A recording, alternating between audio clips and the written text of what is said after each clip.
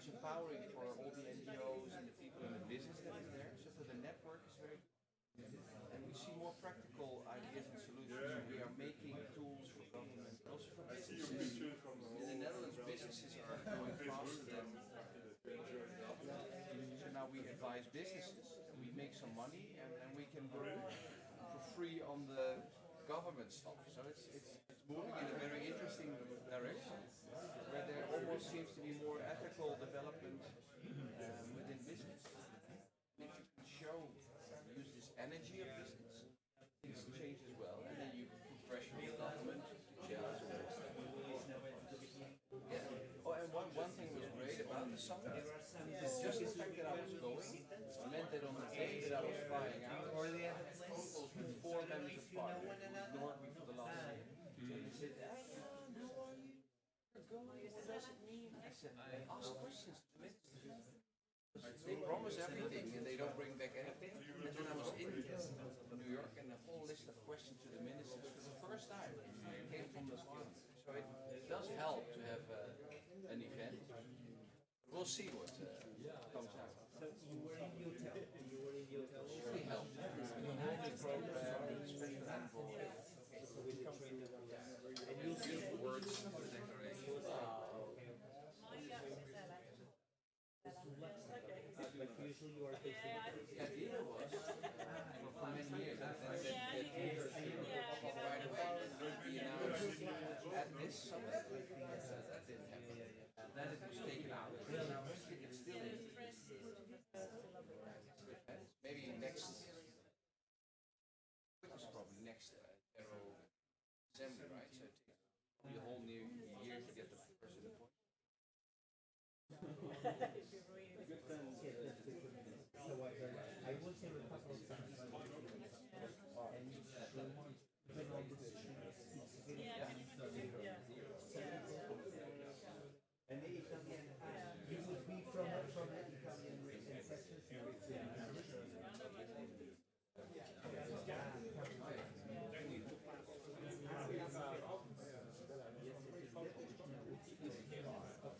okay, just finishing the last thing. Some people are already maneuvering towards. So I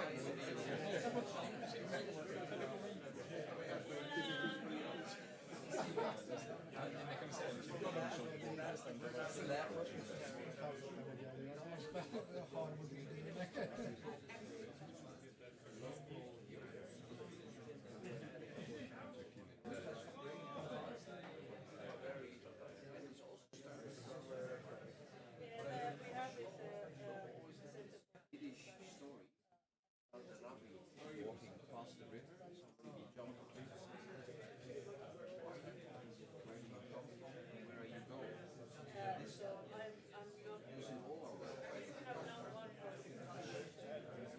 a speech, do something with the government, where do we come from? What is this? What did our ancestors do? Why are we here today? And then automatically, feelings that I want to be here. Then we do the trading. What do we want? And that's, it's not legal, but it works.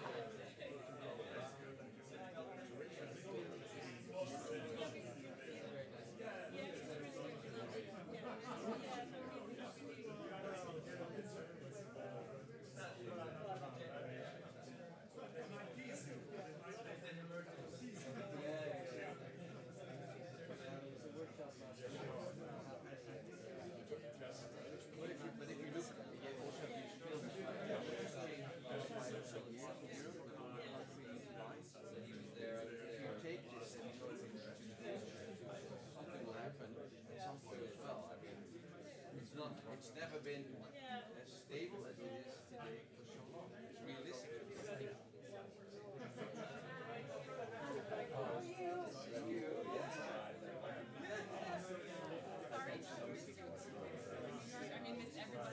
Yeah, we miss you too. We miss you. We had other business to do. Yeah, actually for me it was really great this summer. And I thought, okay, if I don't take this, then like if I go to the summit, I can't do that. You know, so obviously I tried to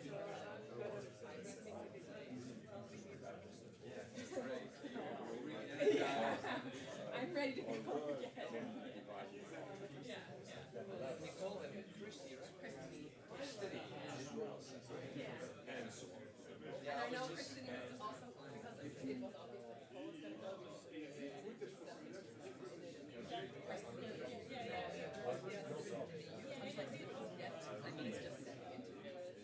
international sphere, and so it was really like the RV thing, and she was like, I don't want to pressure you not to go because I think you should go. So happy to go. But she was also home, right? Yeah. No, but the summer was awesome. There were so many people. And she was very nice.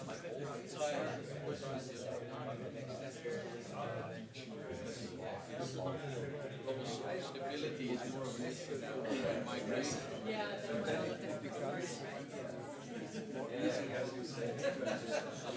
Good morning.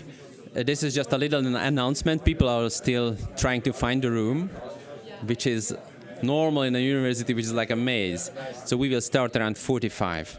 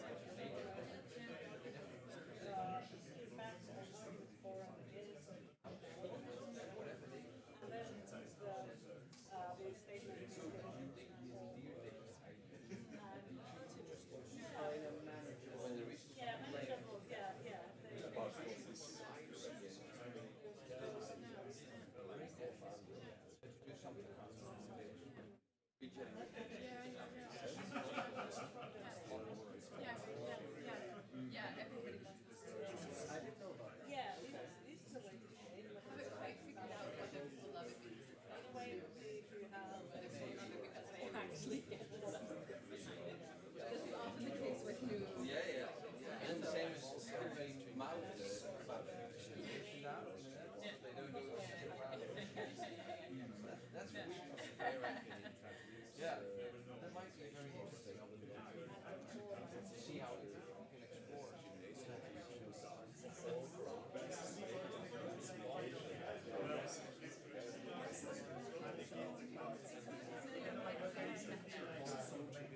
And in Hague, yeah, that's exactly what I mean. It's like, okay, it feels like I have seen it before.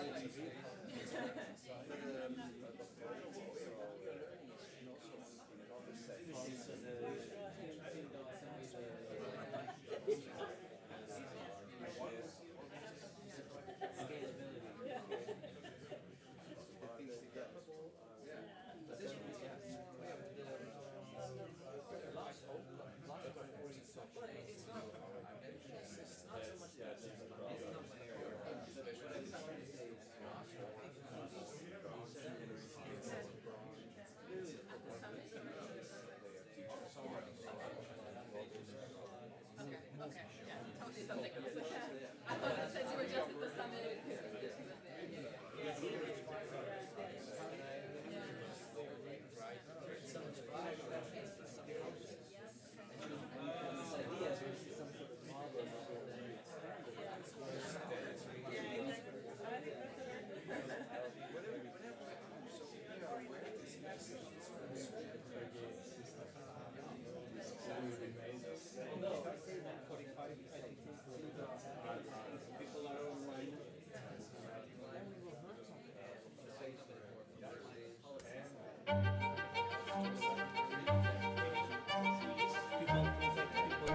Our world faces unprecedented challenges from climate change to eroding democracies. Every EU decision shapes tomorrow's world, yet those who inherit our choices can't speak up. The moral obligation is clear. We must act for future generations. So good morning everyone. Very much welcome. We call this, the slight delay, the 15 minutes academic quarter, right? People from academia, what they say. We also have people online, and so very much welcome. We'll just start and then I'll say some words to invite you to sit. We'll start with this small video. He has been promoting this beautiful cause.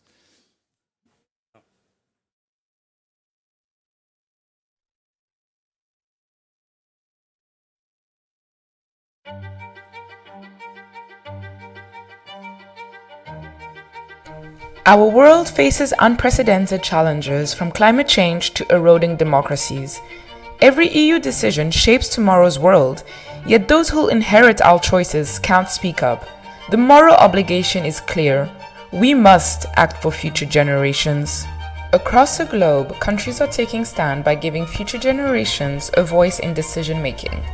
It's time for the EU to follow suit. Though not explicitly mandated, the EU has the legal foundation to champion their rights. Imagine an EU where future generations have a say, where decisions echo through time with care and foresight. By embracing a future-oriented approach, leveraging existing laws and establishing dedicated institutions, the EU can safeguard the interests of future generations. It's time to transform words into action. Let's build a bridge to tomorrow, ensuring every generation has a voice in shaping their future. Join our movement for long-term thinking in Europe and secure sustainable legacy for generations to come.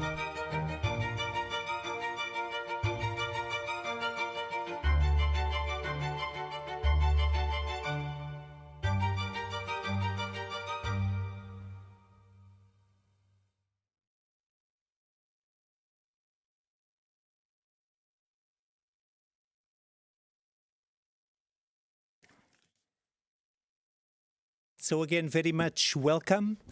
I'm Philippe Martins. I am the director of JESC, which, with much joy, just to say some introductory remarks.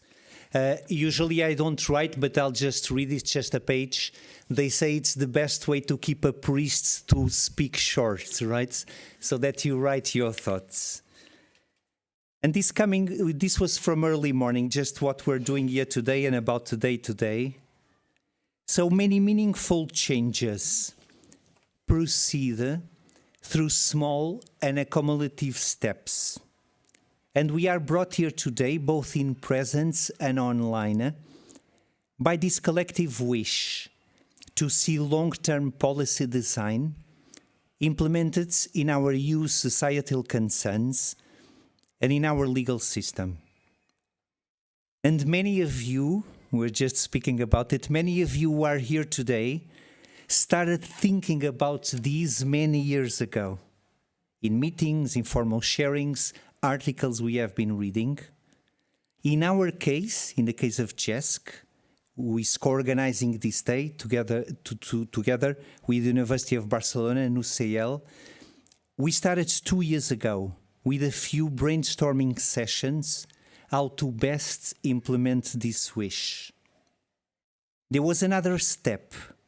When we met the Good Lobby, some people are here, we had this meeting with the director Alberto Alemano, and we discovered our wishes were very similar, as if we had copy from each other in that meeting.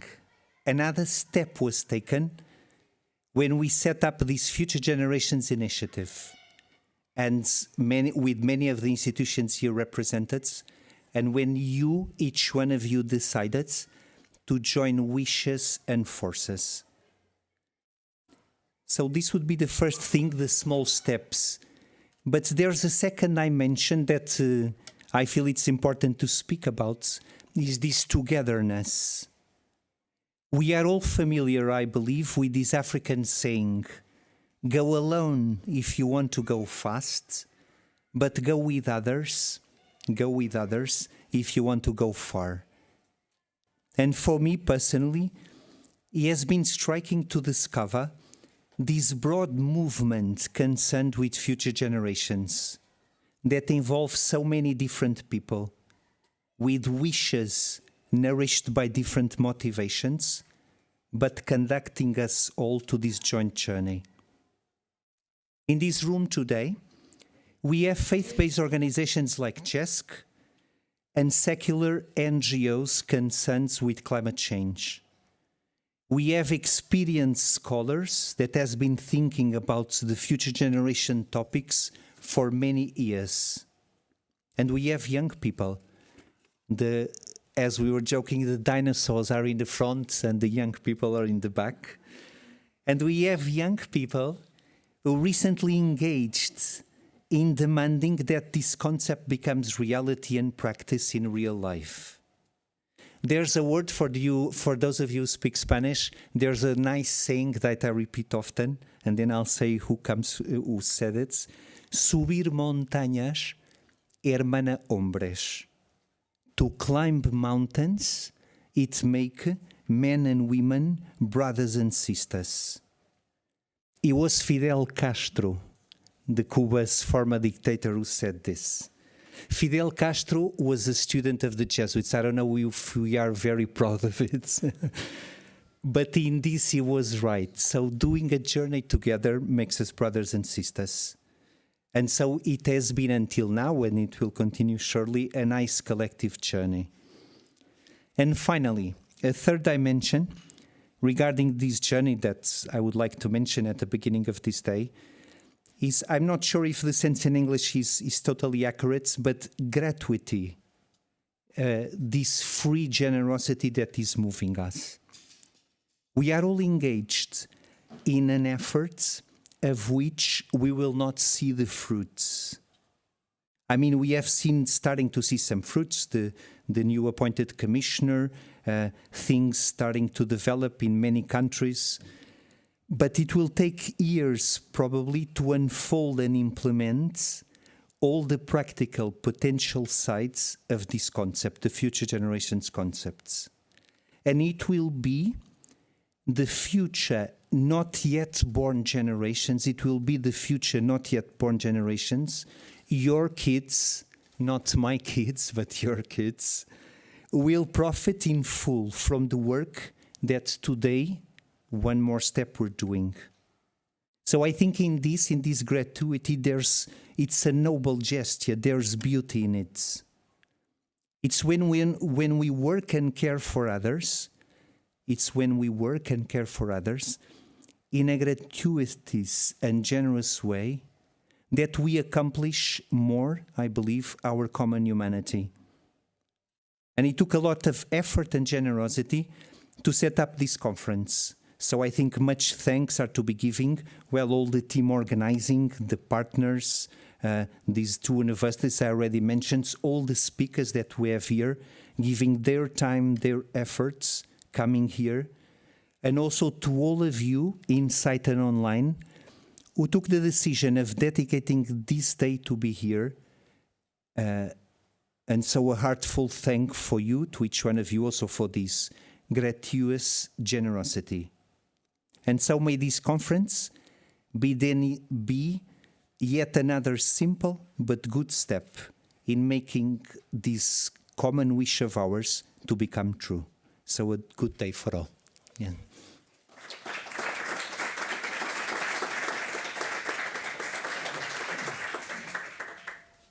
Good morning, everyone. My name is Bela Kuslic. I'm Senior Ecology Officer at JESC, and I will be trying to guide you through this day. You have an agenda in your folder. In theory, it has all the information.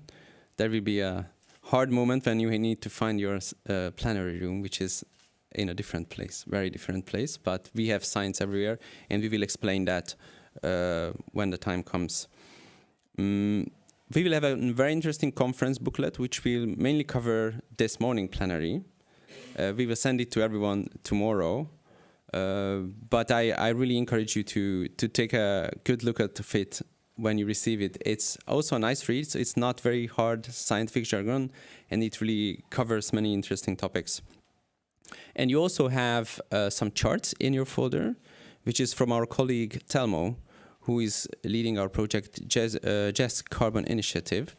And he did some data analysis to really estimate the carbon emissions of this specific conference. So have a look, and if you're curious, you can also have a look at his methodologies. It's actually quite an elaborate thing.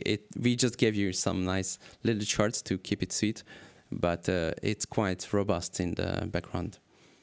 And first we start with a little change in the agenda, because Daniel Kaeya is now speaking with Miss von der Leyen in a Bellarmont, and he's arriving a bit late. So the first speaker today is Malcolm Fairbrother from the University of Uppsala, and he will speak about one of the big questions: what do current generations think of this whole idea of future generations? Malcolm, please.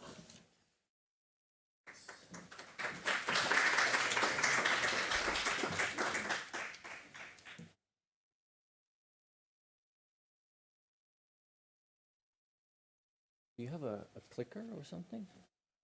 I can.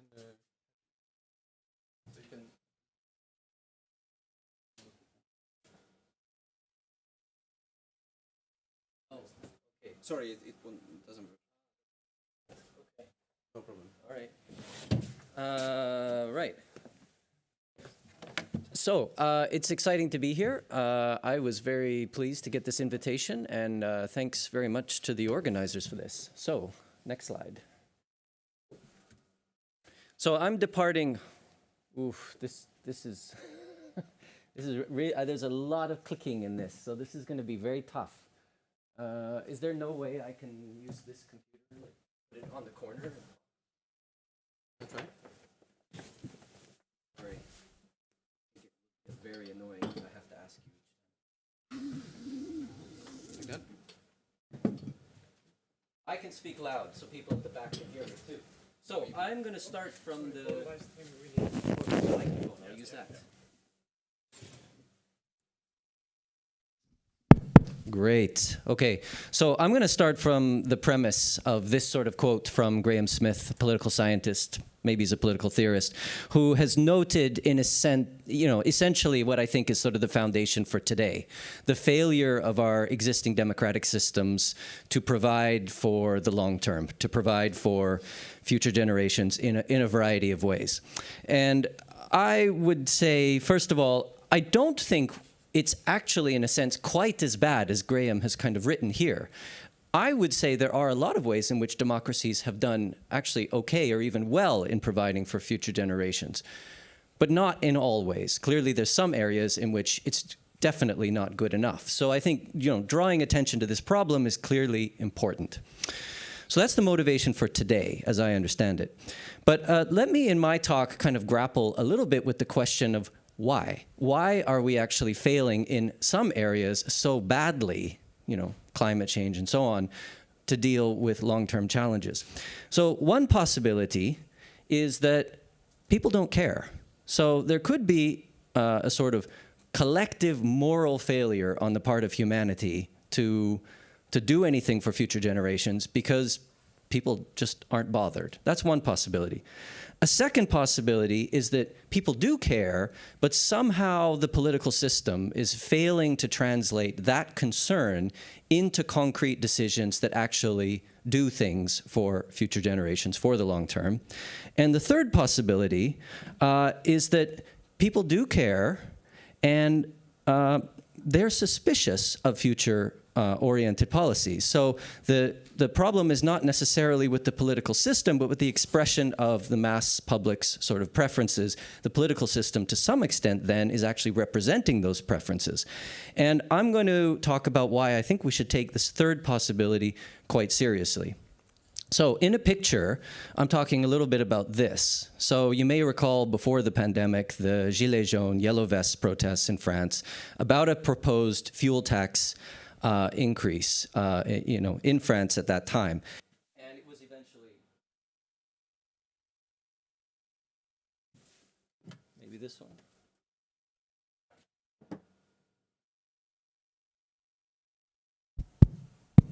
It was eventually withdrawn. So the concern I have with proposals for better representing future generations is that they could run into opposition like this.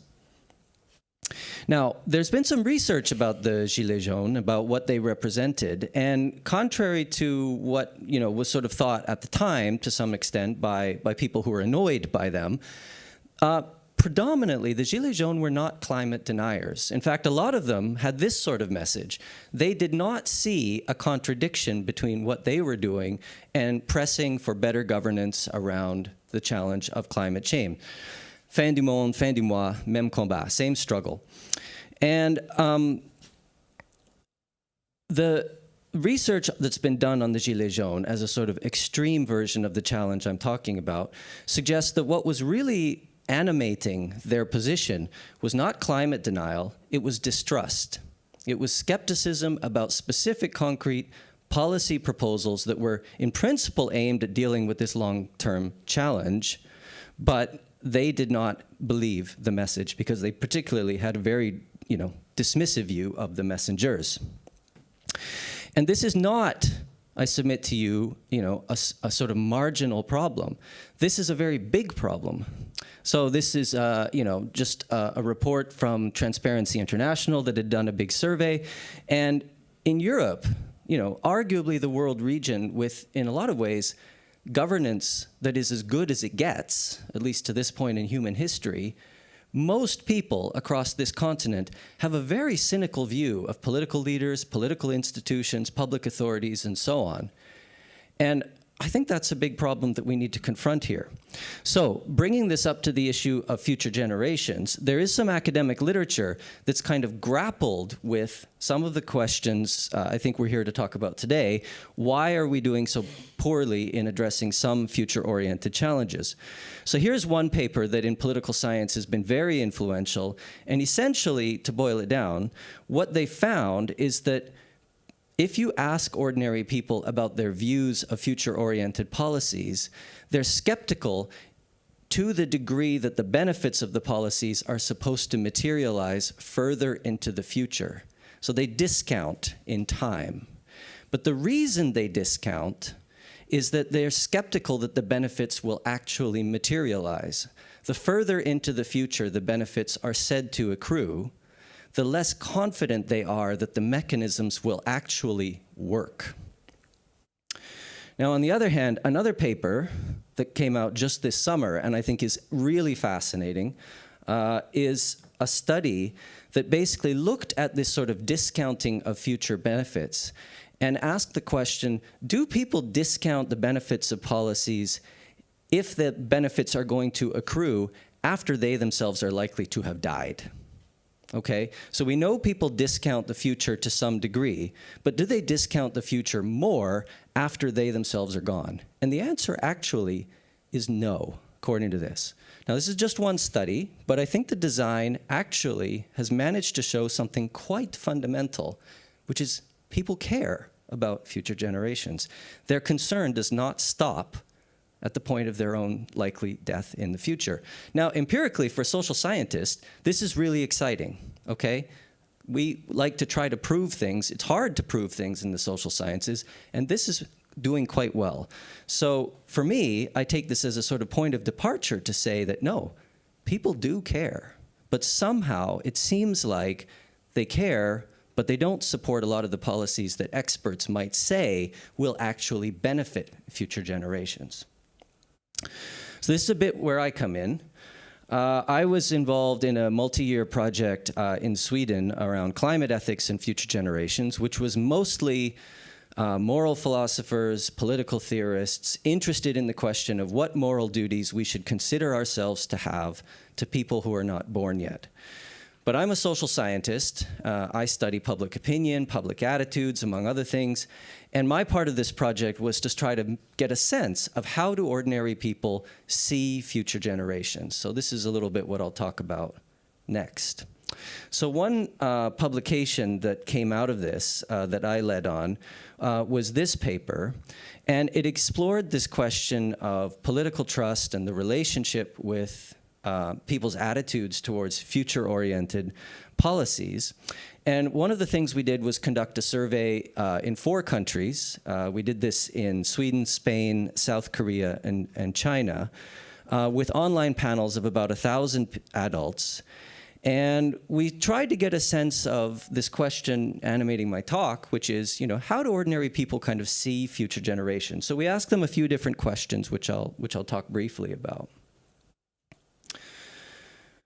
We ask them how much they think about future generations and how much they care about future generations. Really basic, you know, arguably rather vague questions. And here you can see the sort of distribution or the average response that people gave in each of these countries to each of these 2 questions. And the first thing I take away from this is that generally speaking, when you ask people, do you care about future generations? Okay, it's not 10 out of 10, but it's certainly not 0. It's somewhere in the middle. Most people seem to care. But they think, by their own admission, rather less. And having kind of processed this finding for a while and seen some other survey research, I think this captures something rather fundamental. For most ordinary people, this stuff that we're talking about today is pretty abstract and pretty beyond people's, you know, daily sort of focus. But if you ask them to think about future generations and say, do you care? Are you concerned? You know, most people basically say, yeah. And this other study I just talked about sort of demonstrated it empirically in another way as well. So I think I start from the point of view that we can take for granted that most people would like to leave the world in a sort of decent condition when they're gone. But here's another one of the questions we asked in this survey. To what extent would you be willing or not to reduce your standard of living so that people can lead better lives in the future on a 0 to 10 scale? And we also asked this question. How do you think most people's standards of living will probably change compared to today in the future? So this is a question about where the world is going. Are things going downhill? Are things going to get better? Are they going to stay about the same? And here's the distribution of the responses we got to this question. I am not surprised that there was quite a bit of optimism. So this was done just before the pandemic. I think maybe China wouldn't be quite so positive now, given some things that have happened. But the Chinese are very optimistic about the future. The Koreans, somewhat less so, but still pretty optimistic, which maybe makes sense given what's happened in that country in the last generation, also China. Huge increases in standards of living in people's memories. I was a little taken aback by how pessimistic people in Spain and in Sweden are, but I've now seen some other evidence that, yeah, there is a lot of pessimism out there about where the future is going. But what is the potential relationship between these two things I just showed you? So if you're an economist, you should say, insofar as people in the future will be richer than us, on fairness grounds, we don't owe them as much, okay? We don't normally pay charity, make voluntary contributions to people who are richer than ourselves. You know, by definition, we do that for people who are poorer than ourselves. So economists have a huge sort of research apparatus that's grown up around the entire question, for example, of climate change, and said, well, how much we discount the future has big implications for the policies we should enact for the future. You know, if everybody is going to be phenomenally wealthy later on, we don't have to do as much. So in our survey, if we had seen people thinking in that way, people who are more optimistic about future living standards should say they're less willing to sacrifice. But actually what we found was the exact opposite. In all 4 countries where we did the survey, people who are more optimistic about future living standards were more willing, said they were willing to sacrifice for future generations. This was not something we had originally set out to look at, but I thought of checking it after we had the data. And as I say, we found it in all 4 countries. And at first glance, this was mind-boggling to me. Why would somebody say, oh, I'm going to pay charity to people who are richer than me? But here's the explanation we came up with. If you are a trusting person, you believe institutions do what they say, they're basically free of corruption, people are competent, well, the world is probably going to get better. And if you make some kind of sacrifice, it will actually do something for those future generations that most people care about.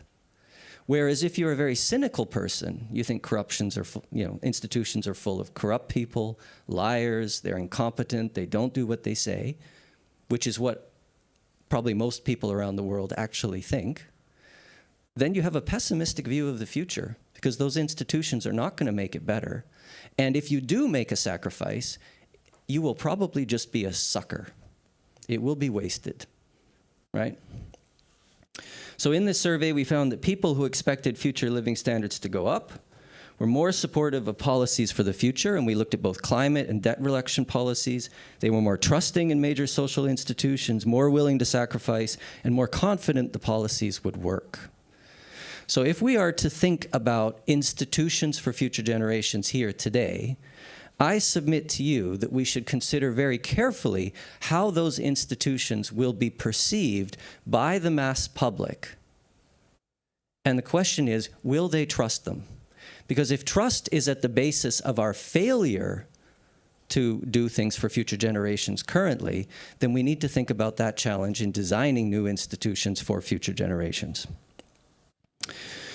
So there's also some research that looks at people's trust in international institutions. So this is Lisa Delmuth, who's a political scientist in Stockholm, where I live. She has done a lot of research about this. And what she and her collaborators have basically shown is that international institutions are rather abstract for most people. So they take their trust in institutions they know, which are national level, and they transpose that to the ones that they don't know so much about. So if you're the kind of person who's very cynical about your national parliament and political parties in your country and the things you hear about in the national media, you're probably going to have a more distrusting view of all the international institutions that are out there. I think the exact same thing would be likely to happen with new institutions for future generations. If they're unfamiliar, people are going to transpose their existing political trust onto those. So another part of this project that I was involved with involved me leading on the first, to my knowledge, survey of public attitudes towards IFGs, Institutions for Future Generations. We did surveys with 1,000 adults in 6 countries, Brazil, India, Italy, Nigeria, Sweden, and the US. We allowed people to do this survey in a variety of appropriate national languages, and these were web panelists. So I don't want to totally compare national averages, but mostly look at relationships within each country. So the research questions that we had for this, which I'll just kind of run through in the last 10 minutes or so of my talk here, were the ones you can see here. So how positive are people about the idea of institutions for future generations? Which of various institutions are more or less supported? To what extent do people sort of support one, or support, if they support one, do they support all? Or do they kind of discriminate a lot among them? What kinds of people are more or less supportive?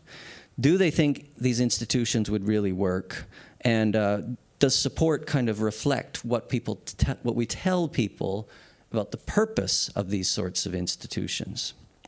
So collaborators and I came up with a list of 10 institutions for future generations. They're quite different from each other. I've summarized the language we used in the survey. We gave people essentially about 2 or 3 lines of information about each one, but this is a boiled down version of each one that you can see here. So there were a whole bunch of different things. Some were procedural, some were more policy-based, some were more sort of about setting up some new office, providing rights, allowing for legal processes. We talked about the International Criminal Court here. We talked about international development agencies here. The other 8 were all sort of more national level in the way we framed them. So we didn't ask anything specifically about the European level, which is what the Future Generations Initiative here is focusing on. But there are some, oh, I should say, if you don't like the list we came up with, blame this book, because essentially this is the book where we drew most of these ideas from. And I know there are people in the room who edited and or contributed text to this book, so you can talk to them. I'm not the theorist, but this book was extremely useful to us, I should say. And I wanted to add, of these 10, there are in fact 3 here that map imperfectly onto the institutions that are proposed and sort of summarized here under the demands of the Future Generations Initiative here. So our second IFG was establish an ombudsman or representative. That's a little bit, to me, like establishing a commissioner. Our 5th one was require a debate on the consequences of, for future generations of any new laws, again, more in a national context, but I think it's transposable to the European level, a procedural rule. Which is a little bit like, changing the legislative process in a regulatory sense. And then the 7th one, enable lawsuits on behalf of future generations, and we referred to rights, violating the rights of future generations. So that's a little bit similar to the establishment of strengthened legal rights. So here are the results we got. I'll take the first 2 questions together. How positive were people about the idea of IFGs, and which were more or less popular? Here's the distribution of responses. Blue was in favor, red was opposed. These are the 6 different countries. The results vary by country somewhat, but there are some real kind of similarities across all the countries. So expert councils were extremely popular. In fact, they were the top choice in 5 out of the 6 countries, 4th most popular in the US. There was also a lot of support for reserved seats for parliamentarians under the age of 35. Now, from a theoretical point of view, my understanding is the theorists are not so enthusiastic about that as a means of representing future generations. But at least from a public opinion point of view, that seemed to be quite popular. A rule requiring parliamentarians or members of a national congress or whatever to debate the consequences of legislation for future generations, that was quite well supported. And so were lawsuits, actually, such as for violations of the rights of future generations. What were not popular was a proposal to lower the voting age to allow even younger people to vote. We talked about lowering the voting age to 15 because Brazil actually already has a very low voting age, 16. So at least to make it a year younger, at least everywhere, we picked 15. That was not popular. Nor was an IFG that I don't really have time to explain right now, but we could get into, which is the intuition behind what some people have called a World Climate Bank, which is essentially making future generations pay for things that will benefit them. So in a sense, it's the only IFG that would actually take the burden off of present generations. But to my surprise, that was actually not popular at all. But intriguingly, of the 3 proposals that the Future Generations Initiative has outlined, insofar as they map onto some of the ones we asked about, they were all generally fairly well supported.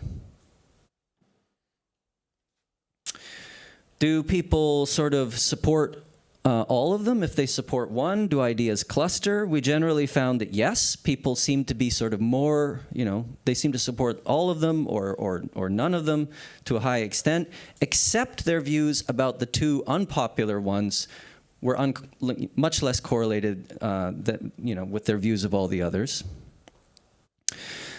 Comparing the people who were more or less supportive of IFGs generally, we found, as I sort of suggested earlier, that people with more trust in existing political institutions were significantly more supportive of the concept of introducing IFGs. So I think we have further evidence that this is an important thing to take into account. Unsurprisingly for us, people who are more sort of concerned about the environment, people who are maybe more supportive of redistribution, they were more pro-IFGs. But intriguingly, we didn't find that people's sort of self-identified left-right position, or one of the great political controversies of our time, immigration, these things didn't seem to be so related to people's views of IFGs, which I thought was interesting. And we also didn't find any really big demographic differences either in terms of age or gender, education levels, and so on. So it really did seem to be, are you sort of, someone who's interested in redistributing for others, concerned about the environment, and trusting in political institutions? Do people think these institutions would work? In general, yes, they seem very optimistic they would work. I don't know why we found such quite different distributions across the 6 countries. I would expect people in Sweden, where I live, to be kind of confident about the effects of institutions, but they seem to be the least convinced. But in general, people seem to think they would make a difference, so that's a positive message of support. And we did a little experiment where we gave people different statements about the rationale or the reasoning people might use for introducing future institutions for future generations. We asked people, would they support them depending on whether we talked to them about how previous generations had sacrificed for us. We specified a lot of this is about the environment, just to see if this would kind of make a difference about people's attitudes, and actually we found no effect. So it was a little bit of a letdown for us as social scientists, but it's possible that we just didn't, we gave people maybe too much text and they sort of tuned it out. I'm not sure. But let me just finish by recapping the findings from our research in this survey. There were some that were much more popular than others. The ones that are proposed by the EU Future Generations Initiative here seem to be reasonably well supported, but there were some others that were not. I've mentioned these findings to a few colleagues, and some people have sort of reacted to me that they think I should have mentioned the punitive ones, the lawsuits, were especially popular in the lower income countries that we surveyed. And one interpretation of that is that in such countries you tend to have unresponsive politicians, lower quality institutions, and it might seem to people that legal mechanisms could be a new, better way to hold unresponsive authorities to account, maybe. But we did validate this general pattern that people's trust in existing political and social institutions that they know correlated a lot with how they responded to the idea of these potential new institutions. So my conclusion is to emphasize that I think the initiative here is likely to be welcomed by the public in Europe, in principle. But I have to say, I do think that insofar as institutions for future generations start to have real effects on the political process, there could definitely be a backlash, and the institutions could quickly be seen in a much more distrusting light. So I've come up with a couple of examples for you to consider. What if new court rulings, given rights for future generations, told existing generations they have to accept the end, for example, of fossil fuel-powered cars? You know, it's a real political live issue in Europe now. A commissioner advocating regulations that will raise the cost of meat consumption, or some new parliamentary procedures that lead to increased taxation that the public doesn't necessarily love. I think the potential for the backlash is there, and so I would suggest that in contemplating institutions for future generations, we should really contemplate the question of what will they do in the face of the significant public skepticism of existing institutions and distrust of these sorts of procedures. Thanks.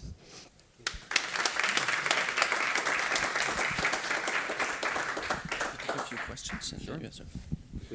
So, a little time for questions. We take a few and we ask Malcolm to address them together. Yes, Jan. I saw that. Thank you. I saw that many countries and people were enthusiastic about the expert councils. What weight did they have? Did you say that it was an advisory council or a rule of law council? Did it have a very much strong legal effect or power?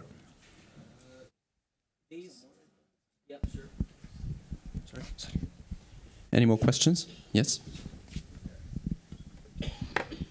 Thank you. Being Welsh, I can't help but talk about the Future Generations Act in Wales, and was wondering that given that there are institutions that have been working with the Future Generations Act, the Future Generations Commissioner there, the Natural Resources Wales and the research and health implications that were put in as a result of the Future Generations Act there, does that give people more faith that this isn't just pioneering? There's been countries that are working on this already that are showing proven benefits to the way that policy making is happening. Thanks. Hi, Malcolm. Thanks for this presentation again. Hearing that again, I think is a question is bubbling up in my mind. Do you plan on having another study where you focus on decision makers' perception of these kinds of institutions? Because in political science, the state is supposed to deal with time, and governance is supposed to endure time. And whenever you issue a law, it is supposed to endure several generations and lifetimes. So do you plan on doing that to complement? And another one, I think, when we talk about the mistrust and the mistrust in governance, to initiate these kinds of institutions for future generations, I think, and the Welsh example is a very good one for that. I think that the process also on how do you initiate a commissioner or a parliamentary commission for future generations should be taken into account to see how citizens' perception or implication in these kinds of initiatives influence their trust in the implementation of these kinds of governance systems. Could we stop there? Because otherwise I'll... Oh, no. Yeah, good questions, and I'll lose track if we take any more. So let me start with that. So in answer to yours, this is exactly what the respondents saw. So these are the kinds of texts that we gave people about these different things. These are clearly a bit selective, in some cases big simplifications of complex issues, but that's all we thought was kind of realistic to present in the survey, but that's what they got. On the last question, I hadn't thought about studying public officials' own sort of reactions to these proposals. Maya maybe would know a little bit more. I'm not sure. It's not something I've sort of thought about, and I'm not familiar with any other research on this, but maybe something has been done. But it's an interesting idea. And then sort of on your last point, I would go back to the person from Wales, and I'm curious, like, given what I've said here about, in principle, I think these institutions would probably sound okay to the public. But when they start to have real kind of political consequences, I would guess, you know, that's when real politics happens and people can get angry about some of the decisions because nobody's going to like everything. So I'm a bit curious from the Welsh experience, you know, in a sense, has that actually happened? If you want to follow up. Yeah, I mean, you're always going to. In many cases, I think it's put some arguments to bed. There was a motorway that was going to get built through large ecological sites, and by the decision was taking years upon years and more money invested into it, and it was actually when in consideration of what that meant to future generations that put an end to it. And I think that what was quite a political issue when changing the frame of what we were discussing, it managed to completely change not only the outcome of what was happening, but people's perceptions of what was happening as well. On maybe other things like the 20-mile-an-hour maximum speed on small roads, still playing, some very new things are playing out slowly, and obviously there'll be a divide when new things are put in place, but I think in general it has been pretty positive because of the motivations about why it's happening being reframed in a way that is a little bit more non-political in a way. Although Future Generations is political, it's not about left and right in quite the same way that you would maybe have in more traditional political decisions. Thank you. Thank you, Malcolm. Thank you. I give you a little present. I think this one may be out of battery. Oh, maybe. I'm not sure. So, thank you for your presentation. Oh, thanks very much. And for the second presentation, I would like to invite here Mr. Tania Kaikea Crespo, Director General of the European Commission's Legal Service, also a proud Jesuit alumnus. And he will speak about how, in the frames of EU law, all these proposals fit in what is possible, what is to be done. Would you like to speak there, maybe? From here. Good morning. Thank you very much. It is a great pleasure to be with you today. I am delighted to participate in this Future Generations Conference. And let me start very politely thanking the Jesuit European Social Center. Very warm words of thanks to Felipe Martins and for his leadership and commitment in this file, but also the University of La Universidad de Barcelona and UCL Louvain, who is hosting us here. I am going to do three things. I'm going to try to explain to you and to provide what is the perspective of the European Union on this topic. Second, I would like to share with you what are the actions that have been taken by the EU in this matter. And third, I am going to try to answer a very difficult question. And the difficult question is, what should you expect from the next European Commission in this field? So, starting at the beginning, I have to say this conference takes place at a very timely moment. We are in the middle of an institutional transition, which is very complicated. Yesterday, the European Parliament announced the dates for the confirmation hearings of the commissioners. We are in a moment where the institutions are changing, preparing for the next cycle.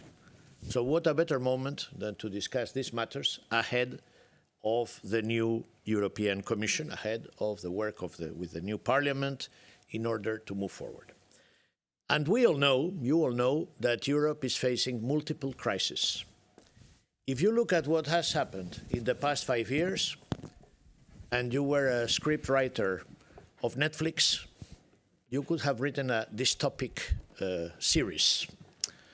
We had the pandemic, we had the energy crisis, we had the Russian invasion in Ukraine, we had economic recovery. So we have had, one after the other, crises which were unprecedented. The pandemic was the first pandemic in 100 years. The war in Ukraine, the first war in this century, with a fully fledged invasion in the European territory, putting at danger our values, our culture. The energy crisis, which we have all suffered. The economic recovery after COVID. So these have been unprecedented. What is the biggest challenge for a European institution or for any policymaker when you are confronted with a challenge? The biggest challenge is to reconcile the immediate response with the long-term effects of your decisions. You have to react immediately, but you know that the decisions that you are taking will have long-lasting effects. So how do you reconcile the immediacy of the action with the impact that this can have on new generations? And I think it is very important that when decisions are taken, that you integrate, that you factor in the needs and the interests of future generations in our decision-making process. And this is what the whole discussion is about. Current challenges beyond the crisis are long-term challenges. When we are talking about the decisions which the EU takes today on artificial intelligence, on climate change, on agricultural reform, on the environment, they are not just decisions for today. They are decisions that are going to have implications for the future. And this is why it is extremely important that the future generations dimension is fully included in our policy making. But it is not just a wish, it is a legal obligation. Intergenerational solidarity is a core principle of EU law. If you look at the treaty, I'm the Director General of the Legal Service, so I have to speak about the treaty. I apologize for the non-lawyers, but I will give you just 2 or 3 articles. Article 3.3 of the Treaty on the European Union. Not only the European Union has to establish a single market, not only do we have to work for sustainable development, not only do we have to promote economic growth or a high level of protection for the citizens, for consumers, we must do so promoting social justice, equality, and solidarity between generations. And solidarity between generations is explicitly mentioned in Article 3.3 of the treaty.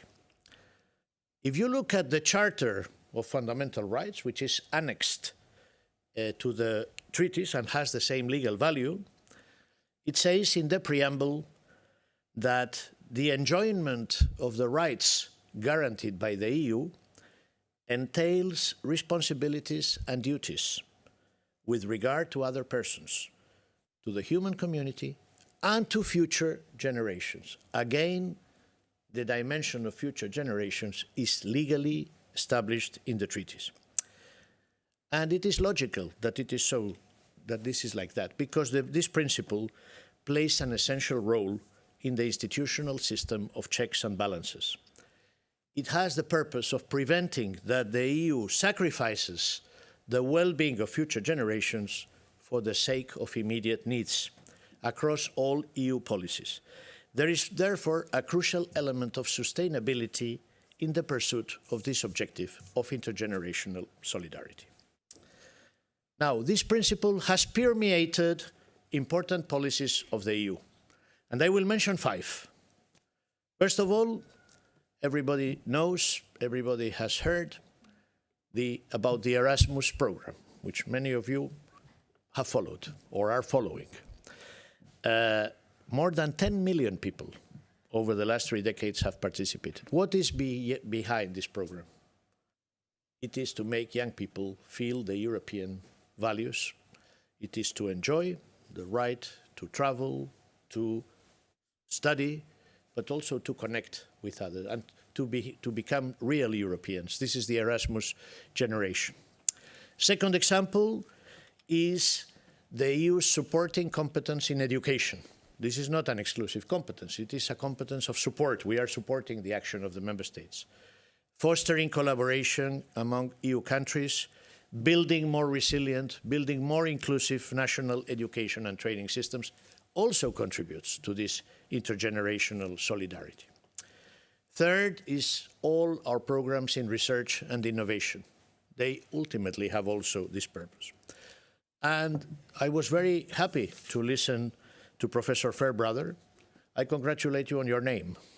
Wonderful. When he was mentioning climate and sustainability, because this is also ultimately a very good example of intergenerational solidarity. And I want to mention the case of a group of 6 brave Portuguese youngsters who sued all the 27 member states, plus Norway, Russia, and Switzerland, before the European Court of Human Rights. And they were saying, our rights are being put in danger because you have not acted against climate change in an efficient way. Our right to have clean air, our right to, they were even saying the right to life, the right to private family, the right to enjoy human rights are put at risk by your inaction. In this case, the court, for technical reasons, did not judge because they had not exhausted the national remedies. To reach Strasbourg, you have to exhaust all national remedies. So there was a technical problem. I was pleading this case in representing the European Union, but there was a connected case, which was Klima Seniorinnen. This was the opposite. It was a group of Swiss seniors who were challenging the inaction of Switzerland. And in this case, based on what we were arguing that was necessary to do, binding long-term objectives, a clear trajectory, accompanying measures in transport, in energy, and different goals to achieve, the court, the European Court of Human Rights, judged that Switzerland had not respected the fundamental rights because it had not established a relevant regulatory framework through a carbon budget or national greenhouse gas emission limitations. Ultimately, it was the intergenerational solidarity brought by seniors who were saying it will not be just us, it will be the planet that we live for, the young people, that was at stake. Last but not least, fifth example of our action is the European Year of Youth. This was 2022, and this opened new pathways for Commission action. You know there are many areas where we are working, youth dialogue platform in new external action, guidelines on well-being in schools, implementing the ALMA initiative, aim, learn, master, achieve to help disadvantaged young people. So there are many examples throughout our policies. And this shows that EU action has managed to develop very concrete and beneficial programs addressed to young people. But let us now look at the future. And the future is the topic of your conference. What can you expect from the new Commission? And here I'm going to be very concrete. I'm going to mention 7 concrete measures. I have not come here to talk to you about the treaties and blah, blah, blah. No, I want to be very concrete. And I will mention 7 concrete measures. First of all, the appointment for the first time of a commissioner in charge for intergenerational fairness, youth, culture, and sport. This is a true milestone. Mr. Glenn Mikalev will be in charge of this new area. And if you look at his mission letter, and his mission letter is public, all the mission letters of the commissioners are public, you will see that he has a very important horizontal role to play in many areas of crucial interest to future generation. This appointment, he has still to go through the hearings in Parliament, I hope he passes, shows that the new Commission that the President of the Commission, Mrs. Ursula von der Leyen, has a pledge. And the pledge is to ensure that decisions are taken with future generations in mind. First measure, appointment of a commissioner in charge of this area. Second measure, one of the tasks that he will have is to look at the impact of social media and excessive screen time on young people and lead the work on an action plan against cyberbullying. And he will also have to look at the EU strategy on the rights of the child, which tries to find synergies between youth participation and child participation actions. But there is a third element which is directly related to this conference. Mr. Mikalev, the new commissioner, will have to set up a strategy on intergenerational fairness. He has to map out ways to strengthen communication between generations to ensure that the interests of the present and of the future generations are respected throughout our policies. I want to go now to a fourth measure, and the fourth measure he has been asked to put in place within the first 100 days of mandate. So there's a time limit, and this is the first edition of the annual youth policy dialogues. We are talking about an initiative that will allow young people to be listened to engage in a dialogue, to be heard, and also to contribute to shape the work of the Commission. Fifth concrete measure, the setup of the President's Youth Advisory Board. So there will be a Youth Advisory Board with a double role. On the one hand, it will advise on issues that matter to their young peers. On the other hand, it will be a sounding board for ideas developed by the Commission. Every time we come with some initiatives, say, what do the young people think about it? Well, there will be a board where we could have advice, where we could sound, where we could test. We say in the European Commission's jargon, we test the temperature. What is the temperature of young people with this proposal? Is it freezing cold? Don't like it at all? Is it very warm? So the idea is to test the initiatives that we will have. Already in 2024, and I'm coming to my sixth initiative, the Commission announced that it would implement a youth check in its decision-making process in order to evaluate when we are coming with new proposals, to assess, to evaluate the impact on young people. We have a fitness check, we have economic analysis. In the context of better regulation, we have a competitiveness check. So there will also be a youth check included in this assessment. Last but not least, this is not just initiatives here and there.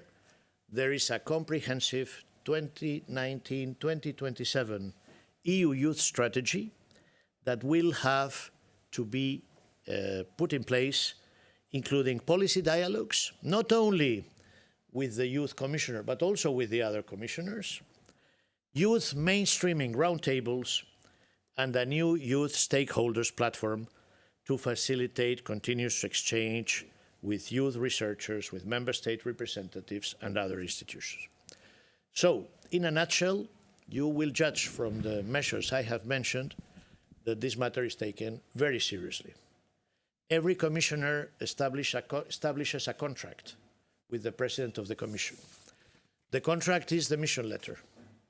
And at the end of the mandate, each commissioner will be judged, and it will be assessed whether they have delivered on all these and other measures in their respective areas. What I'm trying to explain to you is that intersolidarity between generations will not just be a legal objective. We will not only have it in court cases, but there will be a very thorough set of measures. Yes, some of them you will say there are institutional mechanisms, there are regulatory, but if they are implemented fully, they will offer the opportunity to better integrate in the regulatory work of our institutions the needs, the concerns, and also the voice of the future generation. So, I come to my conclusion. At the end of the day, if I had to summarize everything I have said, I could summarize in one phrase. What the Commission is trying to do is to draw young generations closer to its decision-making process. This is what all of this is about. And this is not something that we are doing just to be nice or to say this is something popular. No. We are doing this because the recognition of youth is an essential component of the new strategic foresight approach. A new way to look at current challenges, ensuring that decisions taken today do not harm future generations. And there is also something very important behind this, and the key word here is solidarity. By putting all these actions in place, we will increase the solidarity and we will have engagement between people of different ages.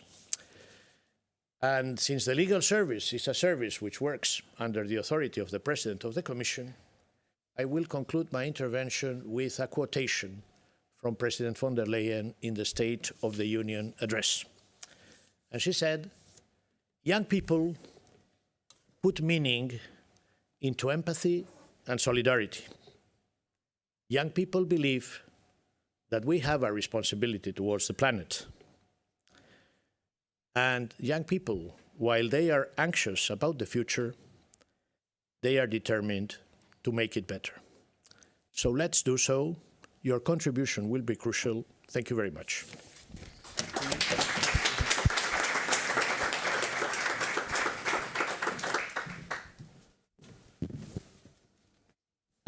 Okay.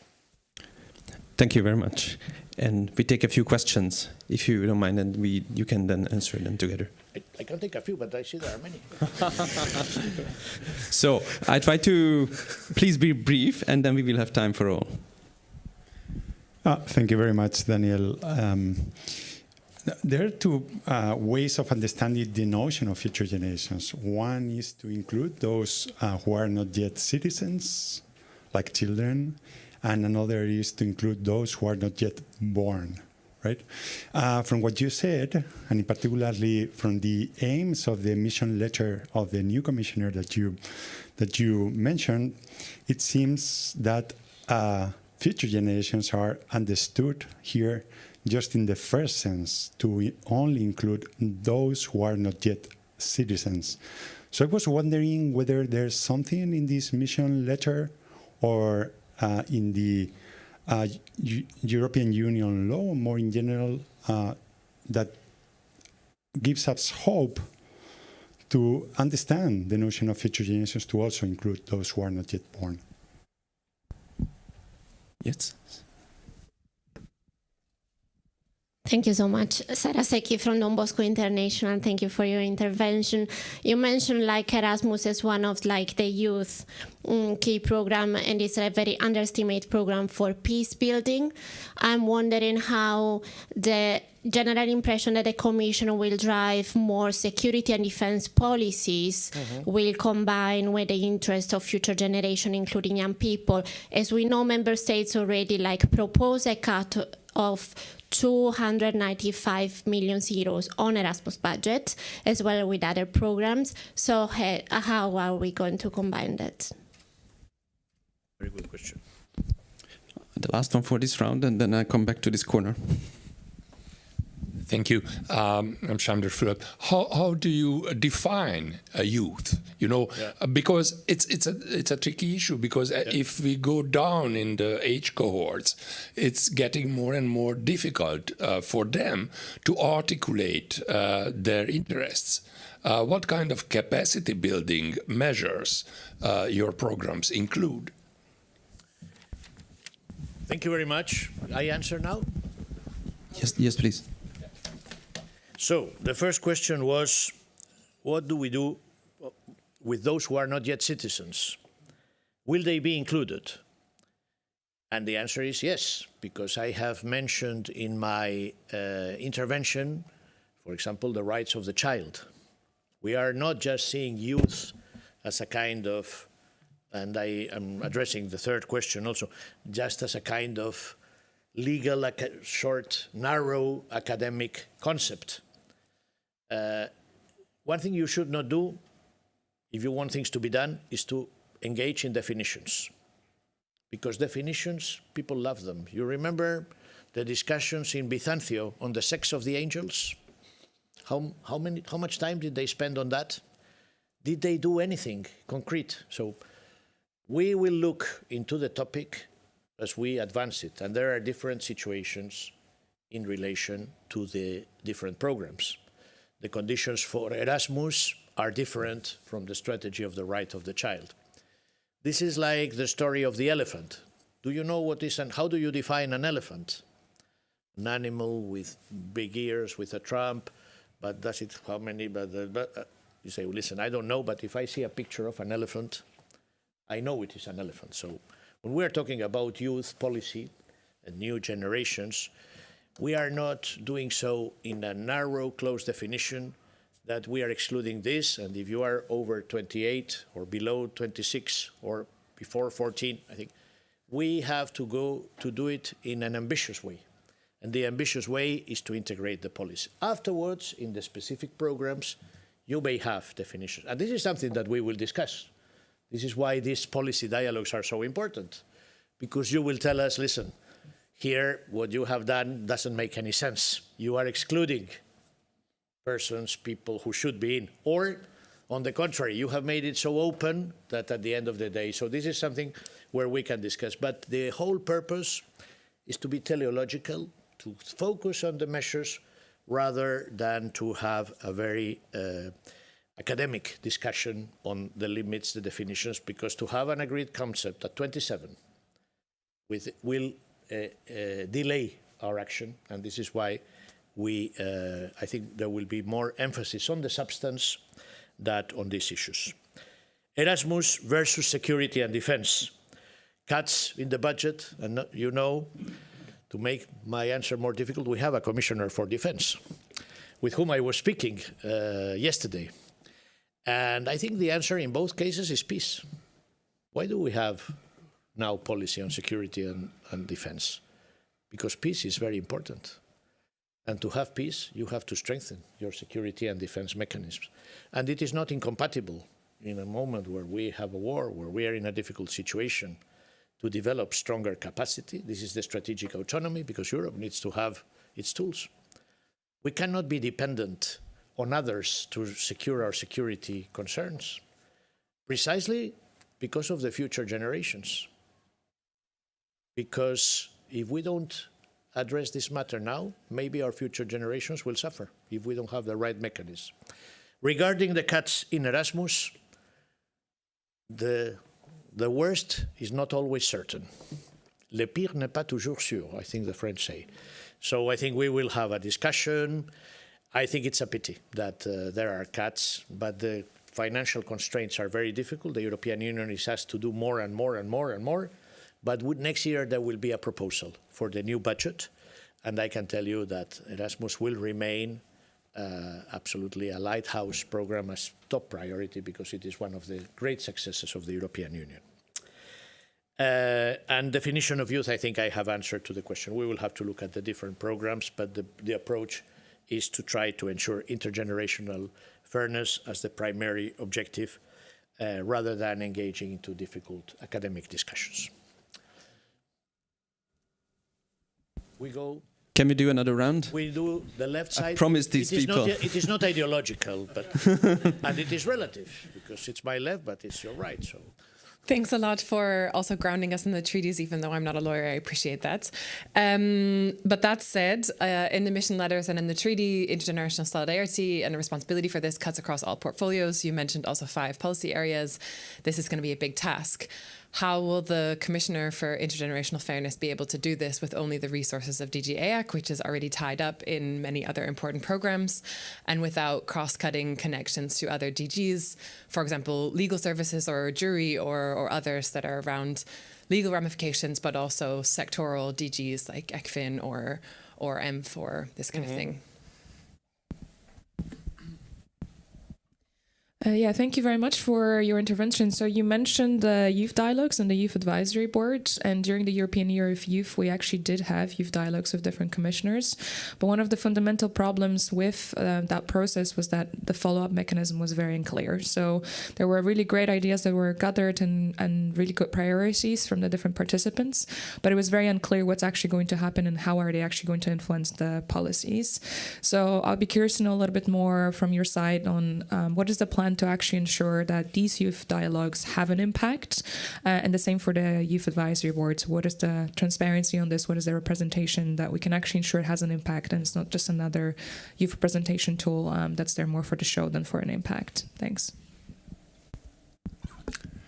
Robert Unterrecker, following your words, I had the impression that the measures you are planning are rather concerned about the participation of the youth. But there's an underlying problem that is the long-term consequences our societies are producing. Mm-hmm. And there's no good reason to suppose that the youth know better about that than ourselves. So my question is rather, are there also some measures planned on the institutional level to take care of the long term, and also there's a chance in it. You can view long-term future shaping. You can creatively shaping the future. If you realize that, are there also planned some institutions in this direction? Mm-hmm. Thank you. We can take a fourth question on the left or on the right. Okay. Jean-José. Thank you. João Fernandes from Portugal. I have one question that in fact is related also to the primer intervention, and it's about the importance that the commissioner will have to work with other commissioners on other policy levels. And the question I will raise is, for instance, in Portugal, one of the institutions that is more recognized by the public is an experts committee on public finance. Mm-hmm. But they only address questions of budget that is about 5% of the budget. Okay?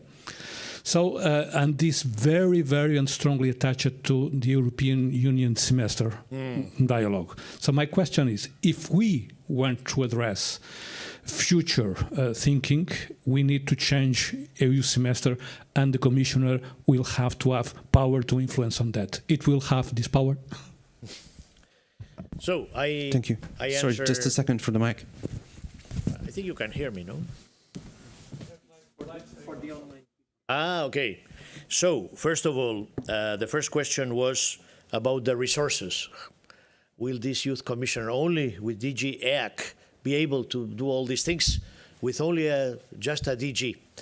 And my answer would be, if you look at the structure of the Commission, it is cross-cutting, it is closely interrelated. In fact, one of the difficulties the Parliament has now is to which committees to invite the commissioners, because they are all closely interrelated. And this was a deliberate choice of the President of the Commission. If the structure of our institution is built in silos, we will not be able to develop our policies. Climate is interconnected with energy, and energy with the environment, and all of this with transport, and it has an impact on agriculture. So there are there's a very much interrelated structure, with also the clusters of commissioners through the executive vice presidents. So commissioners will not be left alone in a small department. They will have to work together. This is the whole philosophy behind the structure of the new Commission. And this is something which is not purely organizational. This is essential to be able to deliver sustainable, effective, intelligent solutions which integrate the different elements. So Mr. Mikalev will not be just working with the resources of a DG. He will have some staff for his more specific areas, but he will have to work with the other commissioners. I think, as you have listened to what I was mentioning, if we try to have the youth check as an element which will be part of our better regulation system, this will be something that all the other DGs will have to take into account. And the legal service will be very vigilant, and we will intervene if in any proposal we see that there is problems linked to the principles of the treaty. So all the DGs will have a role to play, and I think this is why the letter, his mission letter, is so ambitious, because when you see the things that he has to do, he will not be able to do this alone. He will have to work with all the other commissioners. On the youth dialogues, you had them in 2022, and what about the follow-up? And I think this is a very important element. 2022 was the European Year of Youth. And what the President would like is that this is not just a one-off event. We do a European Year of Youth, we do the dialogues. See you next time. When will be the next one? The whole idea is that we have every day, every year, as a European Year of Youth, and that we have throughout the year young policy dialogues, so that this is not just a one-off event, that this is integrated structurally. Now, how will the Youth Advisory Board be established? I cannot give you these answers, because some of these elements, the youth policy dialogues, they will have to do in the first 100 days, and then we will have to set up all these structures, and I cannot anticipate, I cannot prejudge the decisions that will be taken by the college. What I can anticipate and what I can tell you is that all these are objectives which are in the mission letters, which are public and which will have to be put in place. And the Parliament will also scrutinize this, and civil society will say, well, you announced that you were going to do this, where are you? And when do we participate? And when are you establishing this? So this is done in a spirit also of transparency and engagement in a democratic way with the citizens. What about the long-term component? How do we take it into account? And I think the question was a little bit provocative. Why do you think youth knows better, you said? Well, I think I said that ultimately the purpose through these youth dialogues is to have the voice of youth, but also to have more engagement between youth and the not so younger generations. Because at the end of the day, the policy needs will be better reflected if it is not just the older generations that decide for the young, or the young that tell the older what is better. It is to have, at the end of the day, more harmonious dialogue between all the people, all the citizens who are concerned. And the long-term element is present in all our policies. And I was mentioning climate change. And the climate change example is a very good example. What happened in Strasbourg, the young people in the end, for technical reasons, did not succeed, but it was the senior generations that actually won the case for the young people, because they clearly showed that this was an important element. So I think we should not have a confrontational approach. Young versus old versus young. No, I think the whole philosophy is an element, and this is the concept of intergenerational solidarity, intergenerational fairness, generations working together for a common goal. And you were mentioning the EU semester. I think if we start having youth check, and if you start having all these elements in the policies, we will also have to change, in many respects, some of the policies that are being driven. How, in which way, it's too soon to decide or to say. And the idea of the Commission is that, I think at national level, many of these things will also have to be reflected. Not because we are telling the member states how to organize themselves, which we cannot do, but because we are, in many cases, showing how we intend to proceed. And sometimes member states say, well, this could be a good idea. This could be a best practice that I could also put at national level. And if these mechanisms exist not only at European level, but also at EU level, at national level, at the end of the day, this is a very good way to have channels to allow better public participation, better integration, more intergenerational solidarity, and ultimately better policy solutions in the proposals and in the decisions that we take. And with this, I have to rush back to the Commission, because The transition is occupying a lot the services of these days. Thank you. Just the last round, so would you Ah, have time, Daniel? more rounds? Last quick rounds? One last quick round. I don't know if there are more. I thought that was the last. I also, There's still one question. There's. Can I see some hands just to quote? 1, 2, 3. Okay. Yep, absolutely. Thank you for taking a little bit of time for us.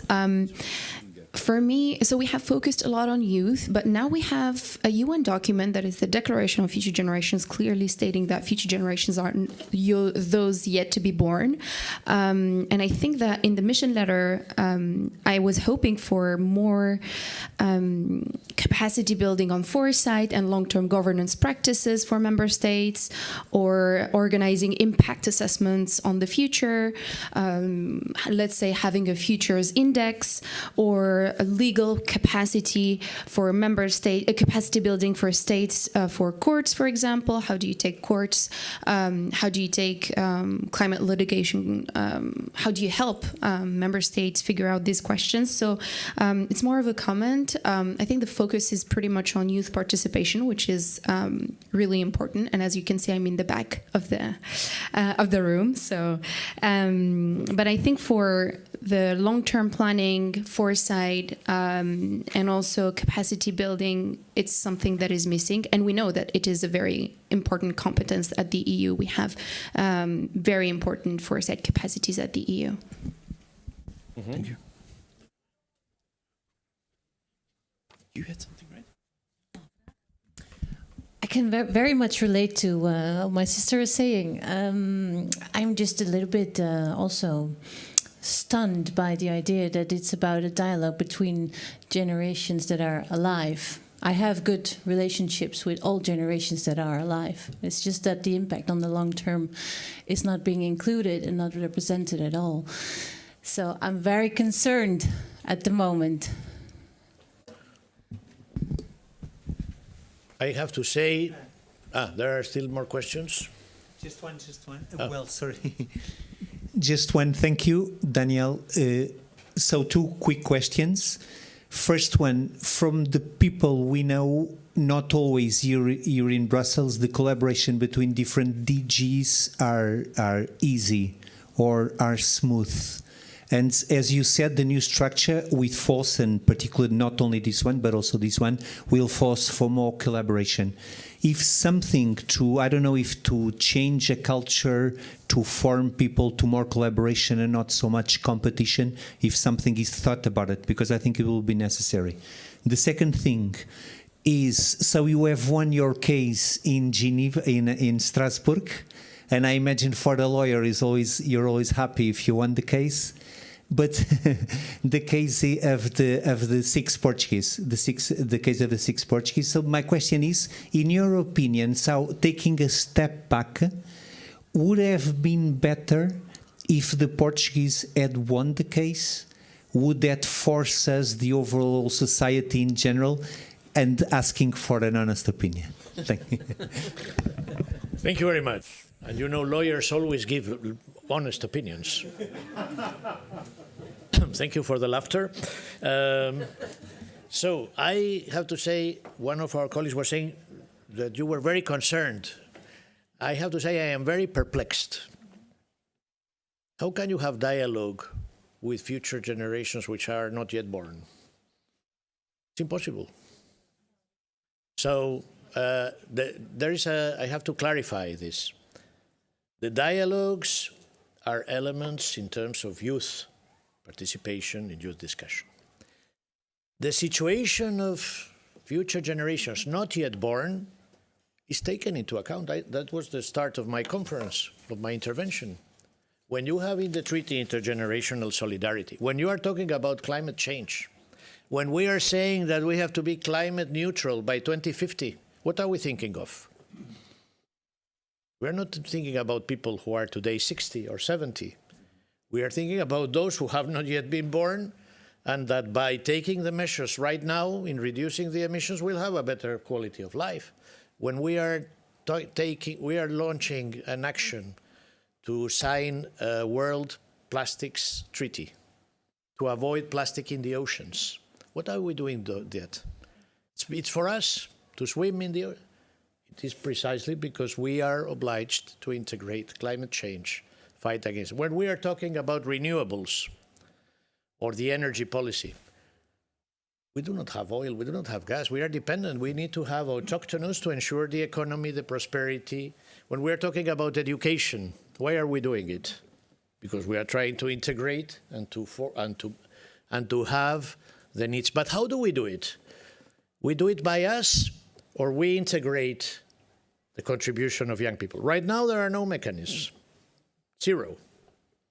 So what the Commission is doing, exercising its right of initiative, is putting on the table. Now, you may say, you could have thought of others. Yes. And why didn't you do this? Or, well, someone has to take the responsibility. This is what we are going to do. Let's see if it works. Right now, we don't have it. Right now, we have zero. Yes, the annual Youth 2022, one-off. Why don't we integrate it on a permanent basis, on a structural basis? Why don't we give a voice to people who may have the right and who so far do not have these channels? This is the whole purpose. And this is what we are trying to do. And this will be the challenge for the new commissioner. And nothing is irreversible in life. If some of these mechanisms need to be improved, if they need to be modified, if there are good ideas that come from these dialogues, I think there will not be a problem to integrate them. But if we don't have these channels, how are you going to put your proposals on the table? You have been doing it, and you have been very effective. And this is why I was praising Felipe at the beginning of my intervention, because I remember I intervened before you months ago, and you were saying, do you think it will be possible to have a commissioner in charge of it? You have succeeded. I don't know how you did it, but you have succeeded. But I think you have to look at things with an overall comprehensive approach. Long-term policies have to be addressed. Long-term effects of our policies, this is a legal obligation, but this is not incompatible. This is fully consistent with opening channels for participation, to have increased dialogue and to have better input from the younger generations through the different things that have been put in place. The DGs will have to collaborate. This is the principle behind the structure, and the commissioners will have to collaborate between them. So I can reassure you that this is already a principle. Before any initiative is done, it has to be subject to inter-service consultation, so this will be it. Final question, the most difficult one. How did you feel in Strasbourg? Well, I have to tell you, when I was in Strasbourg in the European Court of Human Rights, and we entered the room, and there were all the lawyers from all the countries, and the Portuguese student, the first thing I did is I went to embrace them and to thank them for having brought this case to the court. And there was a question about, climate justice is already happening. Climate justice is already happening. All across Europe, across the world, and companies are being challenged. We had the Shell case, where a company had not taken sufficient action. We have had cases in the European Court of Justice, in the European Court of... So I spoke to them, and we had a legal discussion. Was the action admissible? I did not speak about admissibility. What I tried to tell the judges is all the measures that the European Union had done. Climate neutrality by 2050. The first region in the world that has put as a binding target zero emissions, carbon neutral by 2050. Fit for 55, 55% reduction by 2030, legally binding. 90% reduction by 2040. CBAM, the Carbon Border Adjustment Mechanism. ETS, renewables, clean transport, electric vehicles, end of combustion engine. And I was arguing that we believe that the European Union was actually doing a lot, and not just words, but legally binding text to improve the life of the citizens. I also said that without the European Union, the Treaty of Paris would not have been signed. It is Europe who has led the way in climate. No other region of the world has done that. So I was speaking on behalf of the European Union. I was arguing my case that the EU had done a lot. Switzerland apparently didn't do as much because in the end they lost the case. So, and it was not the Portuguese children, but in life it does not matter who wins or who loses. What matters is the result of the judgment.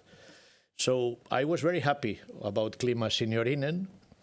I was very happy that the court, they did not enter into it. They recognized the... And regarding the Portuguese children, it was unfortunate that before going to Strasbourg, they had not exhausted, because this is a condition to reach Strasbourg. So it was a technical point. So with these legal remarks, I promised I would not be very legalistic. I leave you, I wish you a wonderful conference. Continue fighting for the future generations. But come with ideas, come with proposals and engage. And you have now an interlocutor, Commissioner Mikalev, whom I think must receive you once he is confirmed by the European Parliament. Thank you. Thank you very much.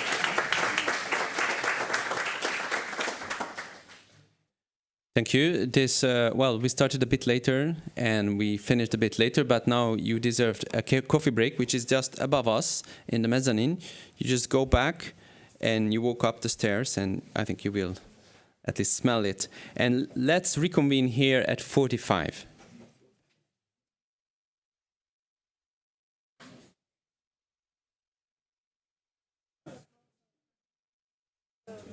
Yeah, actually, I should now change it. You changed it? Yeah, okay. But I was wondering, is there any way to get it there? I try. I mean, the question is if you have an HD in there. Should I send it again now, the new version, for you, rather than having Well, it? I would love to have it anyway. Okay, I'll send it. I just said one word. I just realized I have written one little thing.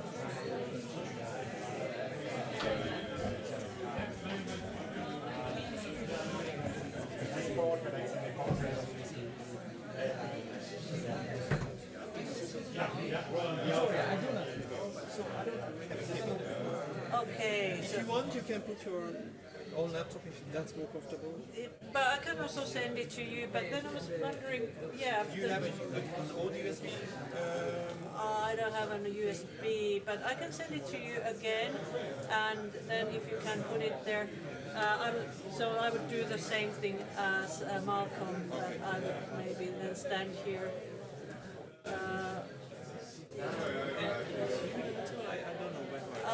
I think I was the last one. I just sent it. Yeah, I just sent the new version now. Yeah, yeah. I don't have any substantial information in my slides. So for Malcolm. If she will send you here. Just for you. Have you waited until it's private? Going through all the EDU Rome is a bit slow. maybe you closed it too fast? Maybe, yeah, sometimes I'm too fast. Let's see. There you have it. Okay, so I got it. Good. There's no cable to reach that. Wow, this is maybe...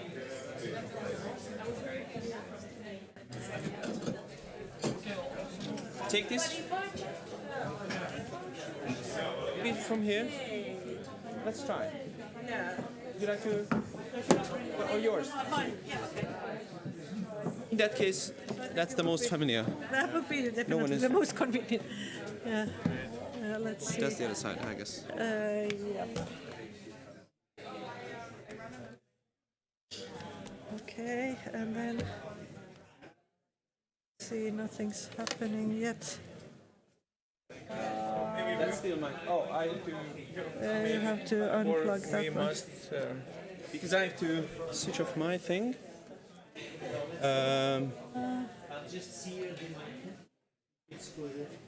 HDMI this. Inputs. Projecteur central, table gauche. Maybe. No, it's here good. Oh yeah, that's it. My email. So no. Yeah. Oh, sorry. It's okay. Yeah, yeah, yeah. Yeah. Okay, good, cool. We're good? Yeah, we are cool. So basically, but I think Inigo is first. I'm not wonder if he has. I'm not sure because it was Charlotte originally. Yeah, Just, yeah. Okay, I'll just remove this She now. literally turned back from the train station Okay. because she was sick. Oh no. Yeah. Okay, but anyway, so it will work. You managed Not because my laptop is not. Yeah, but I can use mine here. Yeah. Because I understand it's more practical. Yeah. And the mic, you say the second one is not working? Yeah, right in the middle of the speech. But can you just see I'll check. if the two...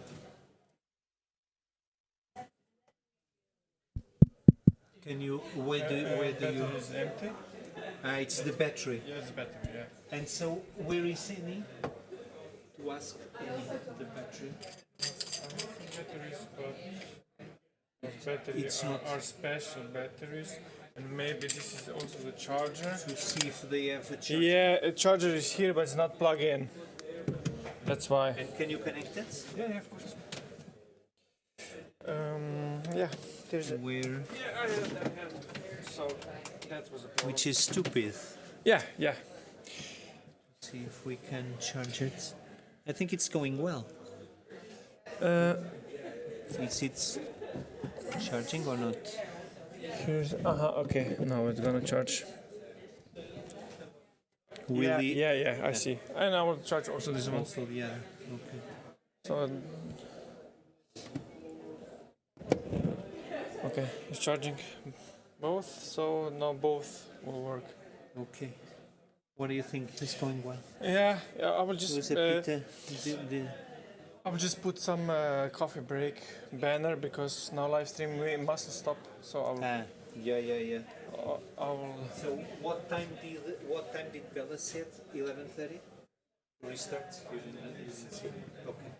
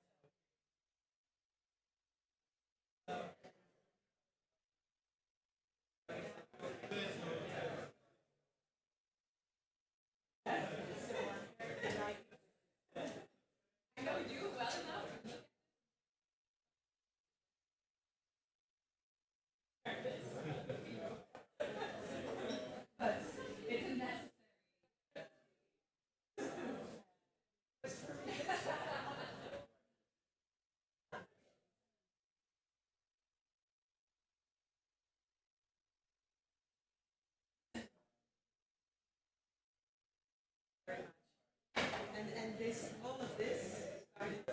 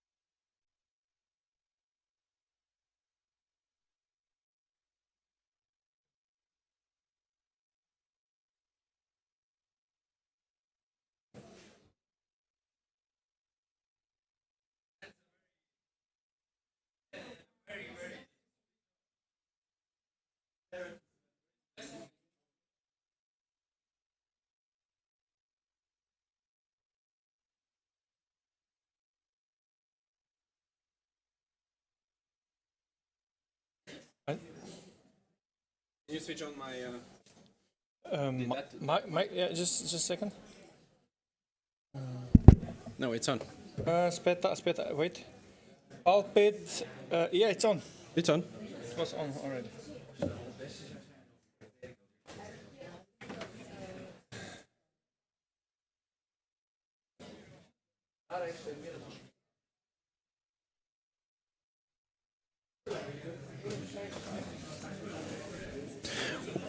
Sorry? Yeah, I think.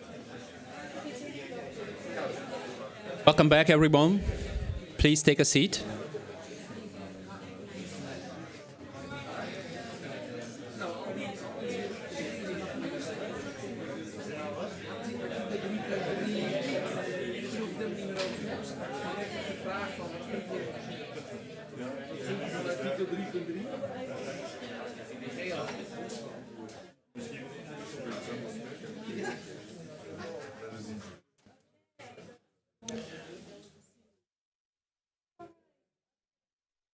So let me start with a little apology because the next speaker unfortunately fell ill, and just yesterday we learned that she cannot join us. So it was not very easy for a few minutes.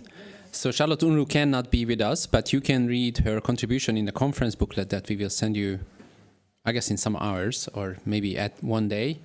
But luckily, we have here Inigo Gonzalez from the University of Barcelona, who also edited this morning session.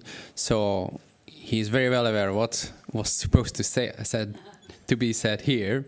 So we asked Inigo to step in the place of Charlotte and make the summary of the ethical questions around future generations. How should we think about this? Inigo, please.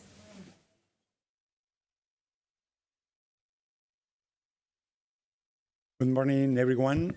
It is very unfortunate that Charlotte couldn't make it, and there's no way it can replace her in explaining the content of her contribution to the booklet that Bella will be distributing tomorrow. But I will try my best.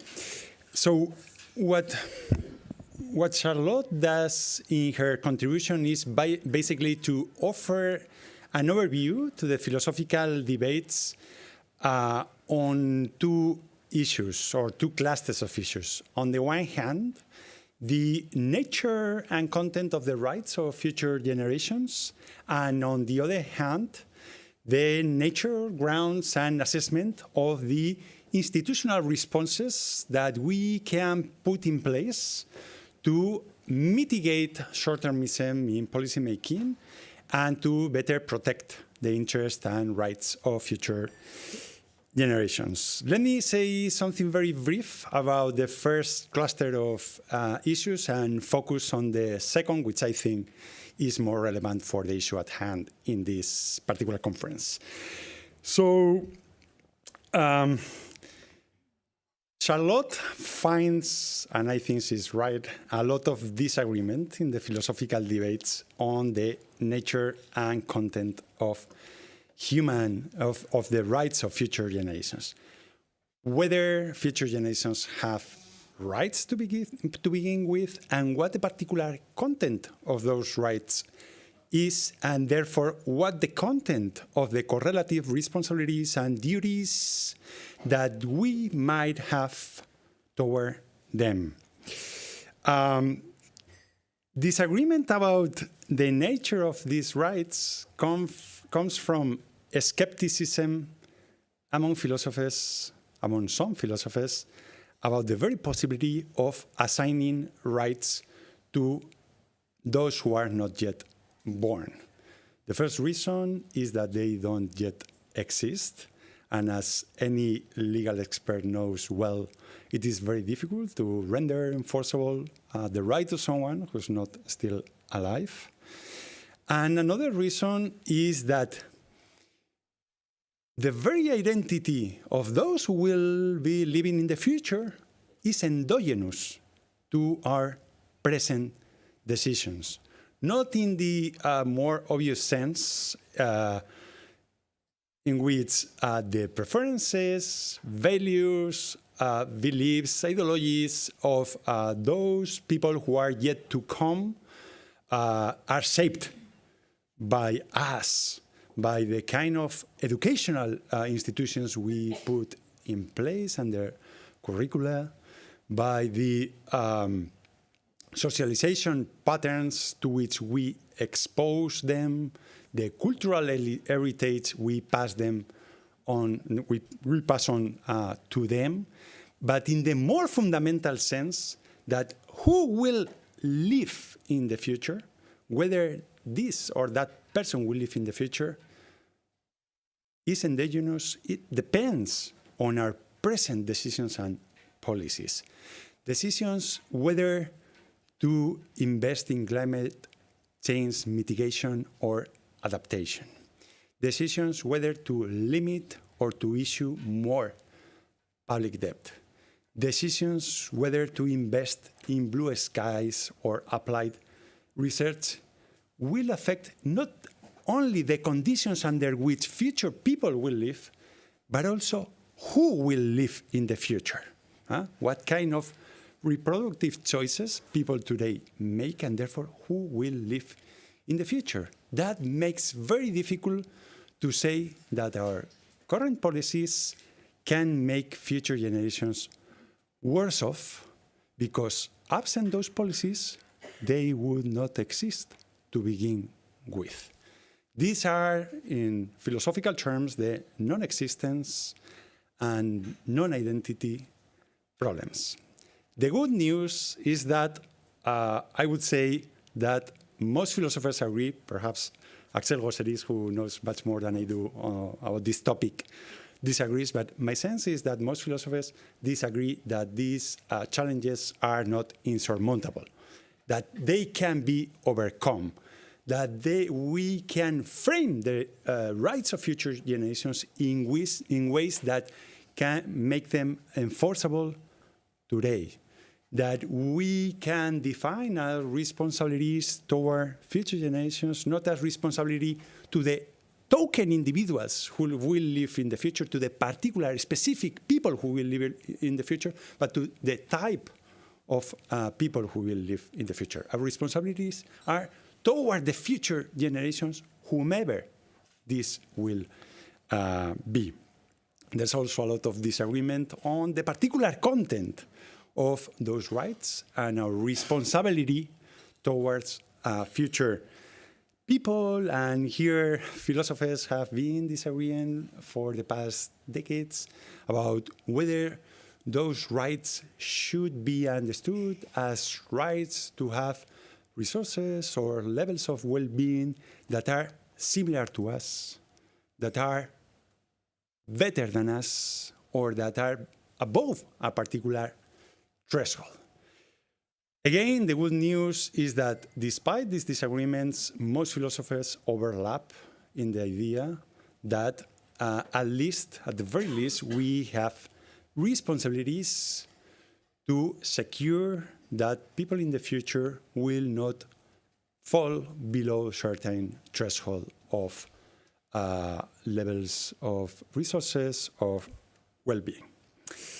So what about the institutional responses we can put in place to mitigate short-termism in policy making and suitably secure the rights of future generations and deliver the responsibilities we have toward them?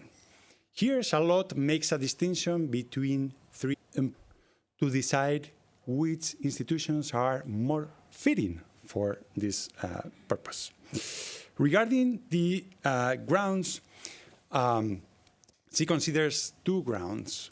One of them is based on how these institutions can make it more likely that the outcomes that we have reasoned based on legitimacy, on a very widely supported principle in political philosophy, the all-affected principle, all people whose basic interests are significantly affected by a political decision have an entitlement that their interests be included in those decisions.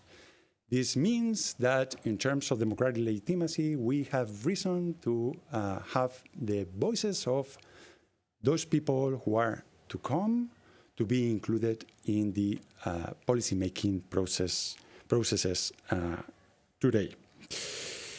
The institutional responses that Charlotte considers are of two kinds. On the one hand, we have institutions whose chief goal is to mitigate political short-termism and promote intergenerational justice. Many of the institutions that Malcolm was presenting in his presentation are of this kind. Foresight mechanisms, intergenerational trust funds, ombudspersons for future generations, expert councils for future generations, constitutional enshrinement of the rights of future generations, and so on and so forth. But we also have institutional responses whose chief aim is not to promote the rights or interests of future generations, but that nonetheless can achieve that goal as a side effect, as a sub-product, right? And my sense from the empirical literature in political science in the past decades is that there is growing evidence that this kind of future beneficial institutions can make a massive difference. So increasing institutional transparency, proportional electoral systems, curbing political corruption, and so on. But the institutions that Charlotte considers are not future beneficial institutions, but rather future-focused institutions. That is, institutions whose chief aim is to promote intergenerational justice or the protection of whatever rights future generations might have. So the question is how to rank the full gamut of institutional proposals that we have on the table. And here she considers a bunch of normative benchmarks that we can employ to assess these institutional proposals. The most obvious is their effectiveness, their ability to deliver the outcomes that they are expected to deliver. To do this, what she does is just to tease apart the different drivers of political short-termism and to see how different institutional responses might be more or less fitting to address those drivers. Some drivers are epistemic, and we were discussing some of them before. People often just ignore future risks or misrepresent the interests of future generations, as Maya Setala will be discussing later on. People are often uncertain about the future or about how different policy choices can bring about policy outcomes that might be very far away from their adoption, given that the causal chains from the adoption of a policy and the outcome get more and more complicated the more time passes, right? Some other drivers are institutional.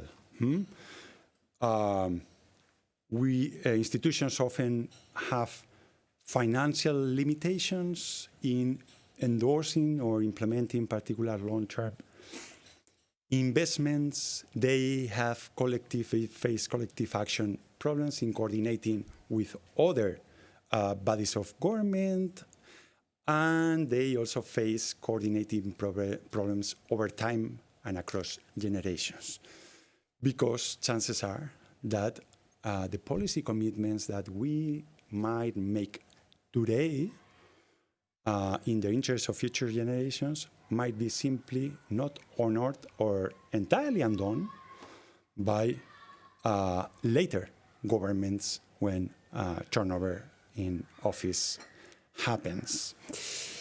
Other drivers are social. Malcolm was mentioning distrust. We know from the literature in political science that distrust in government plays a big role in explaining why citizens are often reluctant toward endorsing or supporting policies whose benefits are expected to arrive in the long run. Many long-term investments imply not only intergenerational distributive conflicts, but also cross-sectional distributive conflicts. The burdens of the adoption of a carbon tax, for instance, are not evenly allocated across different groups in a society, and that can create backlash from those who will have to bear the burdens. There are a number of drivers, and the effectiveness of different institutions might depend on their ability to address those drivers. This is why what we probably need is a complex mix of institutional mechanisms that can improve our foresight mechanisms, or foresight abilities, that can reduce distrust among citizens, that can coordinate better different levels of governments, of different governments over time. A second consideration is the democratic legitimacy of these institutions. There are some proposals that offer the possibility of just transferring away authority from elected bodies like parliaments to unelected expert councils. And they raise serious concerns in terms of their democratic legitimacy, not to mention other more radical proposals like the proposal to disenfranchise the elderly and things of the sort, which are very problematic from a democratic perspective. And then there are considerations of feasibility. Some of those, Malcolm was mentioning them, and have to do with the ability of different institutions to prompt a public support among members of this members of society. But also are issues about the feasibility of those institutions to remain in place over time.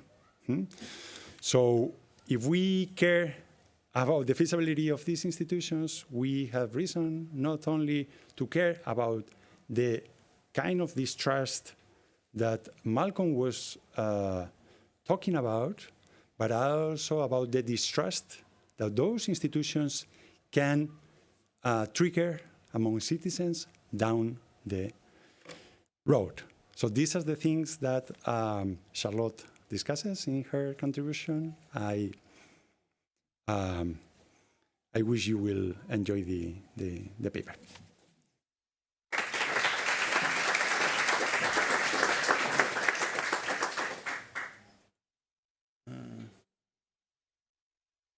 Sorry.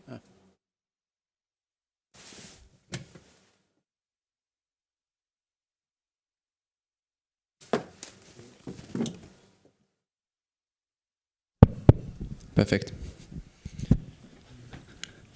Questions? There is one. Thank you. I really appreciated you spoke about specific criterias, or like, for instance, the effective. How?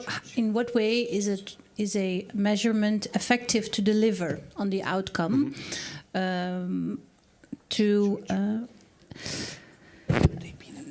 Yeah, to work towards long-termism instead of short-termism. Can you speak about? I heard one. So whether if it's effective, do you have more criteria that The you others can are name? democratic legitimacy and feasibility. Okay, great. Visibility was about. The chances that the proposals will be adopted Yes. and sustained in place over time. Right. Yeah. Thank you. Other questions, maybe? There is one. Do you want to channel your inner Charlotte and give us her take on the 3 specific proposals from the initiative?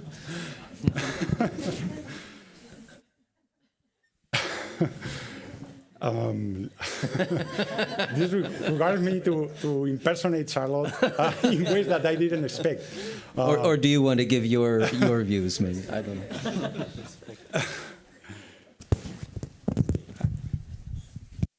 I don't know. So, to be honest, I mean, I think I can understand why.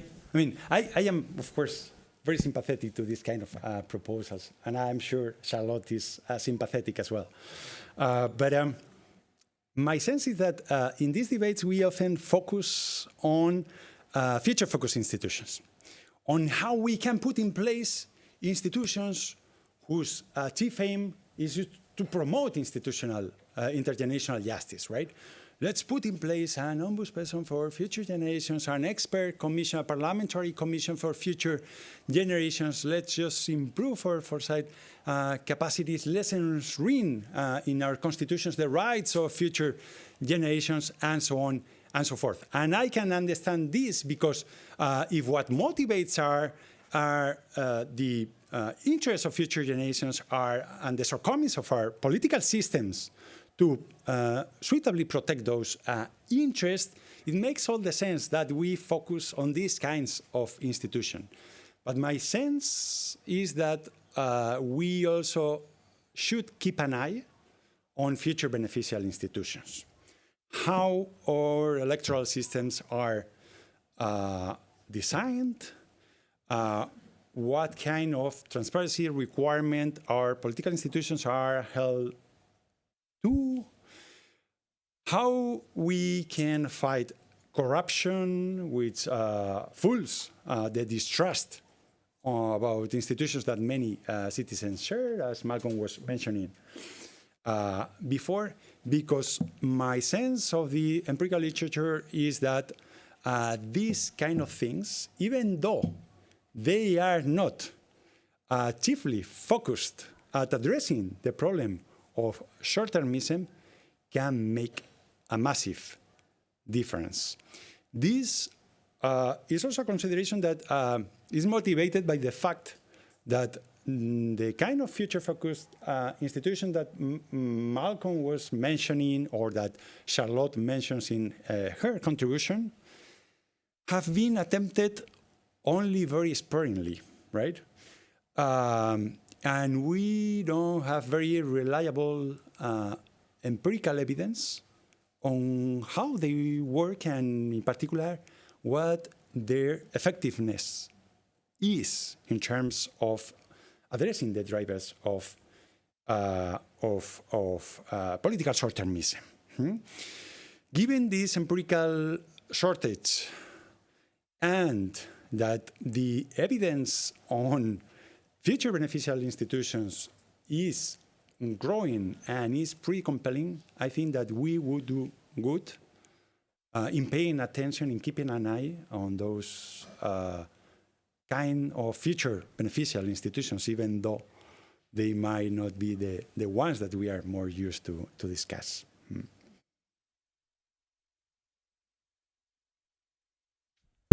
Again, we take a couple. Thank you very much for your presentation, Elias Koch from the Joint Research Center of the European Commission. A difficult question my manager has asked me on this was, Elias, you come with all these ideas of what to add, but we already have so many things and people are already strained. So do you also have any good ideas on what to remove? What should we stop doing? Axel? Yeah, it was just two remarks related to what Inigo said. So the first one is, I think when we edited this book, we were surprised ourselves by the fact that most of the contributions were about how generalist institutions can be made more long-termist. And I think this is something that's less sexy for you, but it's super important that we keep an eye on this. Mm-hmm. And the other thing is about the desiderata. We should always be aware there's a tension between effectiveness and feasibility, mm-hmm. because the more the institution will bite, the less feasible it's going to be to adopt it. Mm-hmm. And of course, the more feasible it is to adopt it, the less bite it's likely to have. So there's a tension between these requirements. Thank you. But Axel, is it coming back?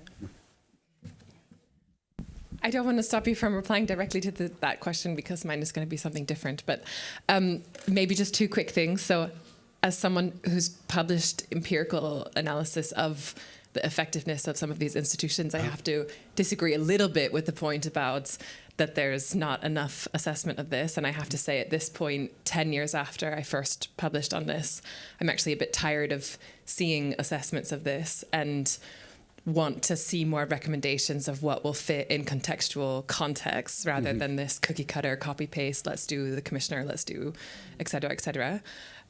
So that's not a question, but rather a response. And then my question is, I see a lot of promise in this strategic litigation, and this is about rights. And I think there's been some particularly promising places where there has been actual rights given to future generations where that's made more of an impact, but I don't know whether that's actually changed anything. And I'm just curious from a maybe rights or a philosophical perspective, if you have a perspective on both the use of this like future generations rights or also the climate strategic litigation, maybe mm-hmm. you have something more to say about that.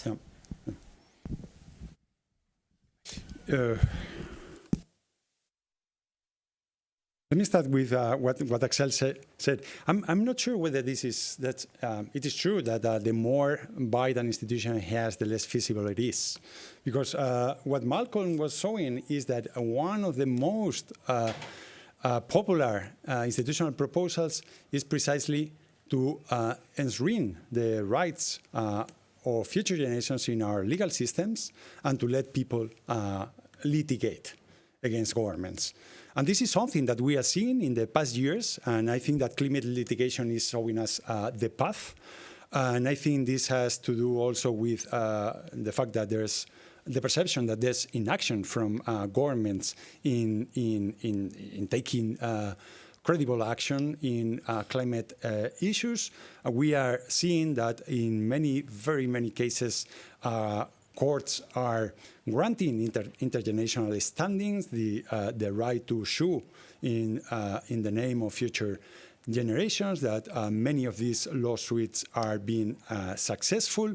And this is a particular mechanism that has to do with what she was saying, that is spreading all over the world. In the past, it was just a few cases, but now it's spreading over the world. We are seeing the results out there, and I think that it's a mechanism that has a lot of bite, makes a difference, and has a lot of support, as Malcolm was saying.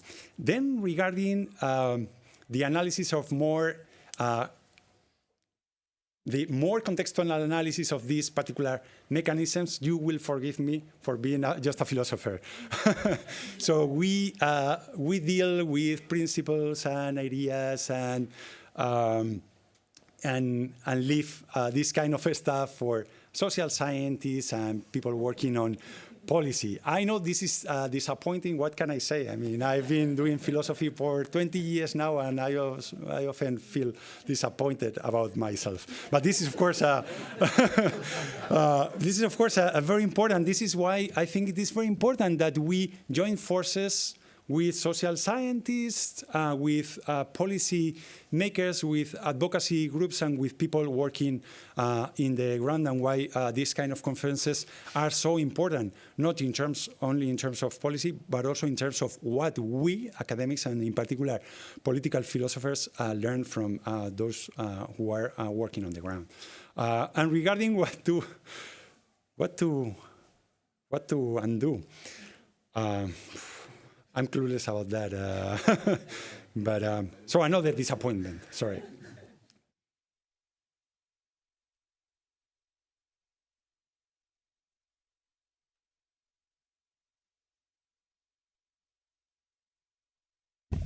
Thank you very much.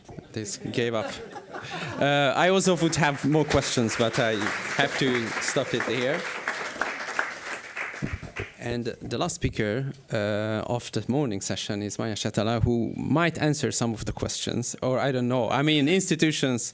So, a political scientist is coming up, and we need to connect. Yeah, I have to connect it.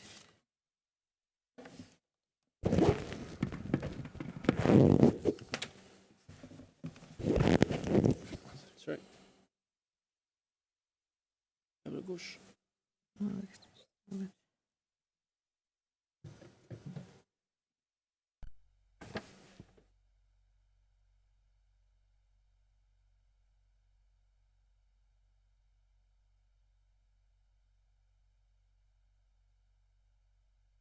Right now it's taking time. Sorry, I should have it on already here. But. Yeah, exactly. Oh, sorry. Sorry about it. You're ready for the future. Yeah, exactly. Wow. Oh, no, I forgot my pin. Sorry. Okay, there we go. Let's get started. Oh, no. Okay, thanks everybody for being here and for the invitation. This was really super interesting topic, and I've been working on this a little bit, and from a perspective of political science, and especially somebody who's interested in democratic innovations and citizen participation and deliberation. But I hope that doesn't influence my talk too much, so I hope I can still offer some more general perspectives on these issues. I think this title is actually something that was given to me, but I think it was actually really good. The voice of future generations in our political systems. Maybe I'm talking about democratic systems than political systems more generally, but that's how it goes. And I'm especially focusing on the issue of representation. So basically the question is that, because we already touched on the question that future generations involve people who do not exist, that what kind of problem that is and what kinds of problems of representation emerge from that specific aspect of future generation. And I'm very much looking at this from the political theory perspective, so quoting Anne Phillips, when policies are worked out for rather than with a politically excluded constituency, they are unlikely to engage with all relevant concerns. And this is definitely the case with future generations, especially those who do not exist yet. They cannot be present in policy making, so we have to have some ways of representing them. But of course, this is a kind of serious challenge for our understanding of representation. So obviously, future generations cannot be represented in ways we normally understand democratic representation. So there is no responsiveness to future generations' preferences. They don't exist. They don't have preferences. There is no relations of delegation and accountability, which are kind of the key features of democratic representation in general. So we have to think about other forms of representation, and what are these? So in political theory literature, there are concepts, new concepts, I think, are being introduced to understand the concept of representation more broadly. There is a concept of surrogate representation. Somebody adopts the role as a representative of some other group. And I think that's one way of understanding how future generations could be represented. Then there is the idea of proxy representation, somebody being assigned a role as a representative for some other group, future generations. And then there is a discussion on discursive representation, which is a kind of more general idea of anybody being able to make a representative claim on behalf of another group in a public discourse. So these are kind of conceptualizations of representation which are important, but of course they are kind of also raise questions. We can see that these types of political representations are occurring in our political and democratic systems all the time, but yet there are issues of legitimacy of these types of representations precisely because they lack the kind of ideas of delegation and accountability, which we think are the basis of this kind of normative basis of a representation in democratic systems. So we can say that future generations are discursively represented by somebody just by the fact because somebody claims to represent their interest, but yet we don't know whether these are genuine and or disingenuous representations, and whether we can consider them as legitimate. And the issue is further complicated by the fact that the future generations, generally speaking, especially the non-existent ones, can only be represented as kind of token individuals. That was already mentioned in Inigo's talk, or as statistical victims, something that may occur, how many people may die because of some consequence of climate change or something, or suffer otherwise, and in general they can only be represented in terms of political ideas, as is Anne Phillips' terms. So they are kind of abstractions, and we know from political psychology, for example, that if something's represented in very abstract ways, we don't really engage emotionally in that way. So if we see something concrete, somebody actually suffering from something, we react. But when something's really abstract, we don't react. So that's also likely to add to the problem of representation of future generations and create these kind of deficiencies of representation. So there is a real risk that these interests are and views are not really properly represented in current political discourse. So in my paper, I also try to distinguish two different types of problems that emerge. I think they are often somehow intertwined. They cannot be entirely separated, but at least there are some different aspects to this problem of misrepresentation here. So first problem I introduce is misrepresentation, which is mostly epistemic and moral problem. And it is about the inaccurate judgment regarding future generations' interest.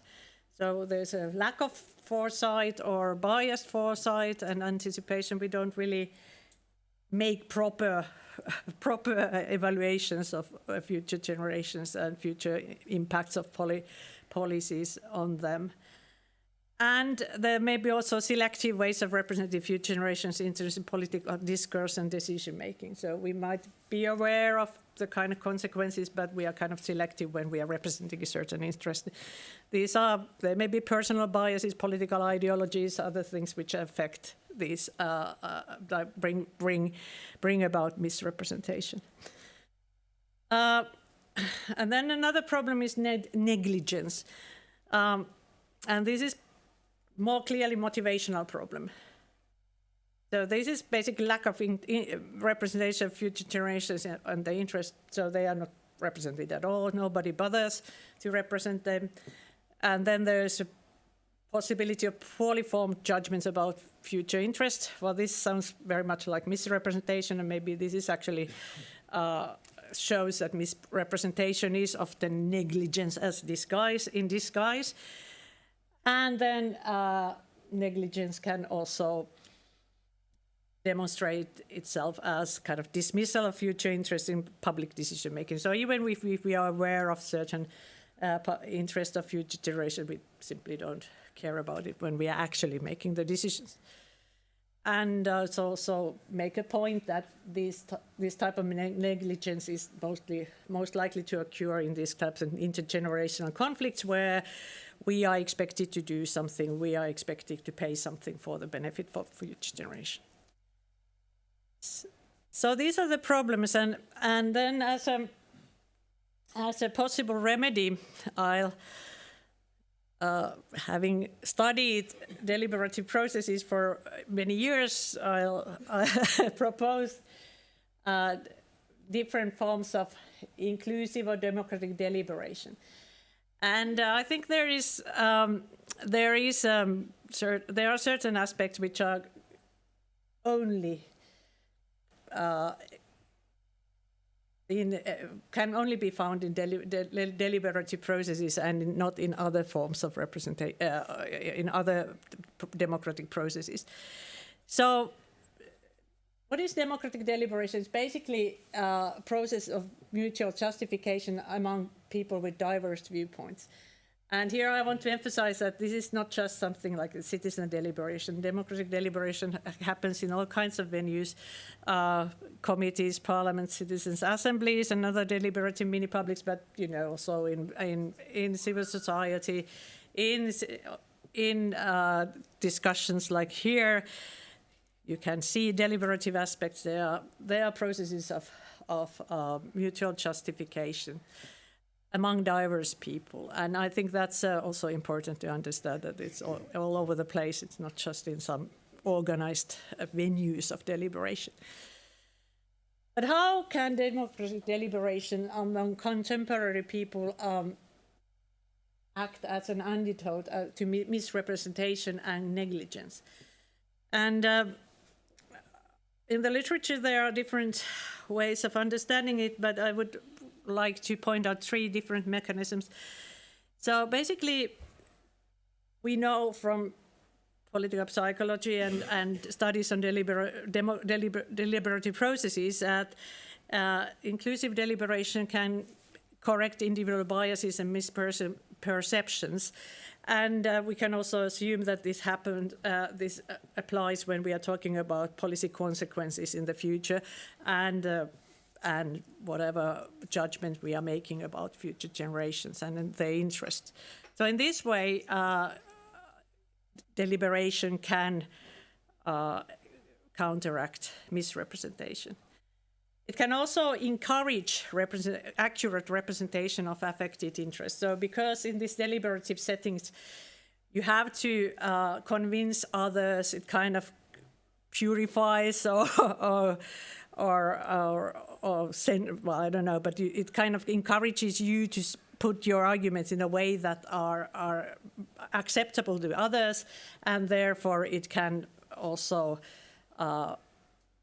counteract misrepresentation. And it can also enhance perspective taking and consider the various affected interests. And there's some evidence on this also that deliberative session people start to think of the arguments of other people, understand their positions, create empathy and perspective taking towards other groups, and thereby address the problem negligence. And I guess this is really the kind of issue why there is so much interest in these type of deliberative processes in these kind of complex long-term issues such as climate change and climate policy making. And although I just said that deliberative processes can take place in a variety of venues, including parliaments and representative bodies, there is some certain aspects of this kind of organized citizen deliberation in deliberative mini-publics such as climate assemblies, which may be even more promising because they not just include different viewpoints and they just not include processes of mutual justification, but also the participants are kind of free from the electoral constraints and kind of they are not accountable to any particular constituency. So that's really the kind of promise of this type of organized citizen deliberation, that they really provide this room for informed and free-form deliberation among contemporaries. But having said that, when it comes to representation of future generations, there may be still some issues even with these inclusive and informed forms of deliberation, and I guess this is something that we have done some empirical work on that, but I think we will still need some more work on this, because still it's not self-evident that people, when they are discussing with their peers who are all representing this type of currently living people, that they can actually think ahead so much that they would really properly consider the interest of future generations. And I think the real interesting experiment in this regard has been the one conducted in Japan, or the model which has developed in Japan. It's called Future Design. It is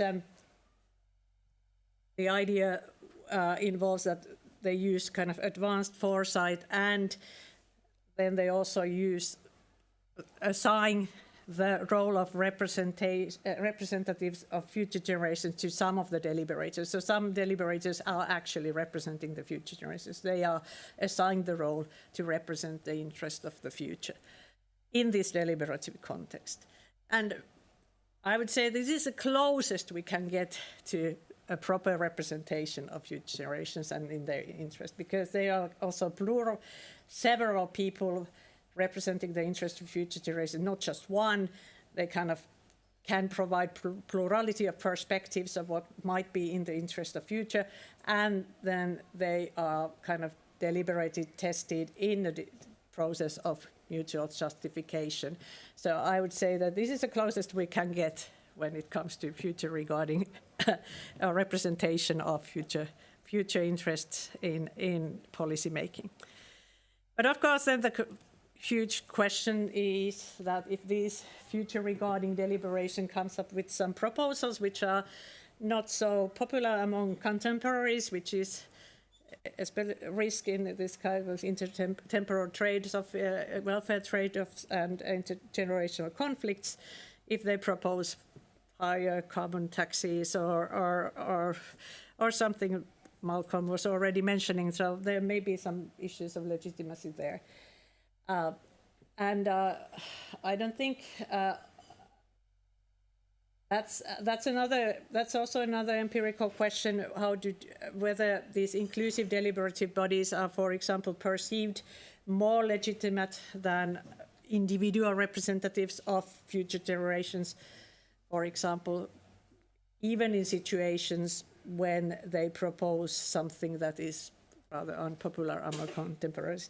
There are some indications from some survey experiments and other studies in political science showing that people are maybe a little bit more ready to accept unfavorable policy measures when they are proposed by something like a deliberative mini-public.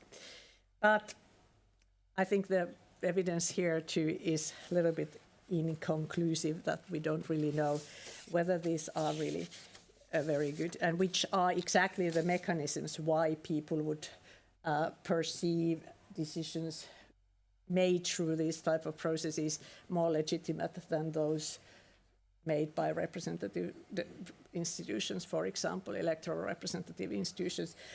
They are different, but I think there is quite a lot of empirical work going on this in this area. So, and we know that we know that these types of forums for citizen deliberation, like deliberative mini-publics, are often trusted more than elected representatives. So there's at least that aspect. Yeah. Anyway, so to conclude,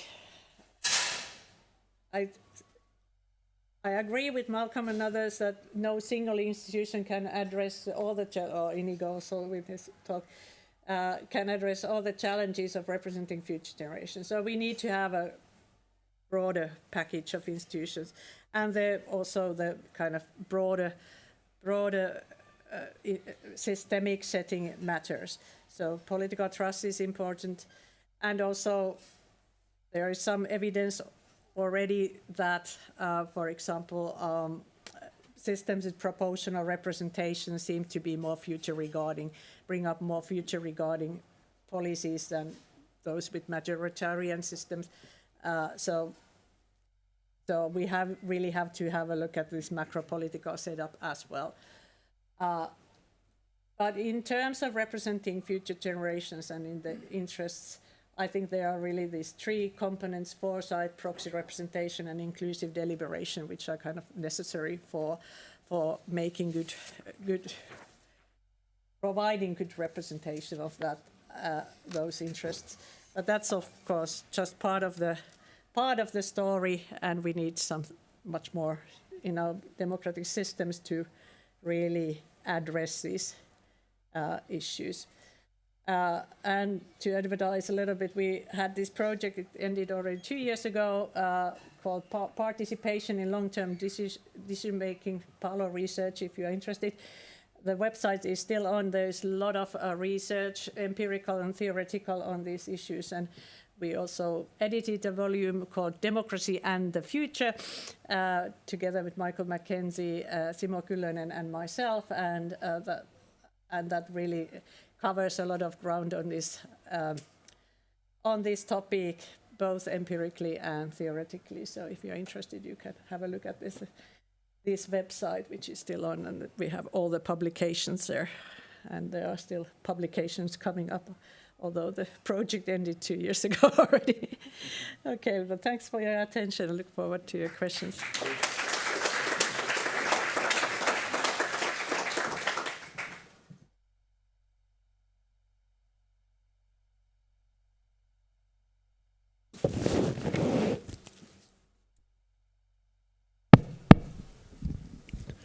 Now it works.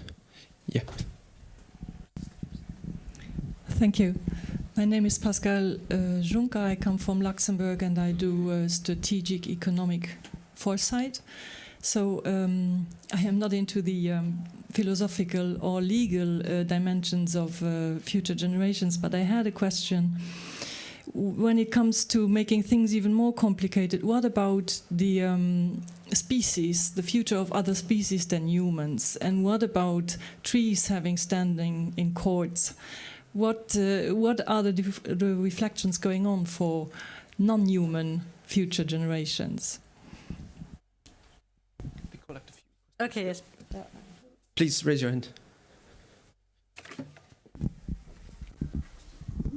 Hi, thanks for your talk. And I have a question around it. As we cannot represent them directly, there is this research also about future or generation cycles with the forthcoming, for instance. And they say that generations repeat themselves in a way.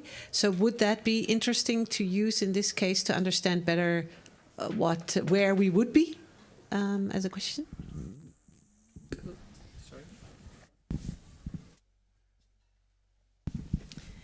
Hello, I'm Judith Ferrando from Mission Publique, and we have had the opportunity to design and to moderate some citizen assembly at the European level, at the French level, and in other countries. For example, in Belgium, and I'm absolutely agree with. I agree with you about the fact that one institution cannot embrace all these challenges, and we need to have inclusive deliberation, foresight, and also legal institutions. But for me, one of the limit of this approach, because I'm sure that we can organize inclusive deliberation in which we can discuss the interest of the non-human and of the future generation. And we have some experiences on it. But the problem, the plafond de verre, sorry, I'm not sure of the glass ceiling, is that you can have these switch into the citizen deliberation. But what about the decision makers? If we are not able to put this kind of inclusive deliberation into the classical policy process, we will fail. So, well, this is something that I share with you. Thank you. And now take a round of answers and then we come back for some more questions. Thanks. Yeah. Well, these are good questions. Well, definitely the question of non-humans and nature being represented, and its representation as being important part of kind of more future regarding of policy making. I think that's an important idea. Of course, how to do it in practice. I'm not a legal expert. I cannot really say whether they can have rights or something like that. That's something that others can maybe answer. But yes, we can represent them somehow, and we can try to give them voice, and we can take them into consideration in these deliberative processes for sure. So there is no question about that. Of course, the issue of how to do that is once again, but I guess the mechanisms that I introduced here, like foresight and proxy representation and deliberation, is a kind of would be the basic idea how to do that, because I think deliberation is an important part to avoid these kind of misrepresentations too. But then, yeah, the idea of generation cycles, I think that's also important, and also the idea of thinking about past and future. I think that's something that could help conceptualizations of future, and also in this political context. And of course, the question of the role of citizens' assembly in the policy making. Yes, that's a super good question. Yeah, I have few answers. There are ways to connect these processes to actual political institutions which are in charge of making these policies, and there are ways to make them more consequential. Of course, I would say that there may be kind of rather cautious approach often by policymakers, that we tend to think that these are advisory institutions and they are just used on an ad hoc basis and as a kind of way that allows a lot of freedom in interpreting their results. So I think there is a kind of tendency that these are really weak institutions, and I agree that there is maybe a bit too much of a kind of expectation sometimes that these citizens' assemblies can really bring up a radical change in something. So in this respect, I think it is important definitely to look at these future benefiting institutions like and the kind of more macro political context, like the electoral system, whether we have proportional representation, which seems to be quite important when understanding the kind of future regarding a political system. But I think so I think we really have to be aware of this of the macro political context, and that's more important. So if we insert one institution in any political system, like a mini public or in official for future generations or anything like that, its impact is very much dependent on the kind of basically dependent on the macro political context, and I don't think we can really make a huge difference by inserting one more institution in our system. Let me see a few people. Okay, I tried to. Thank you, Maya.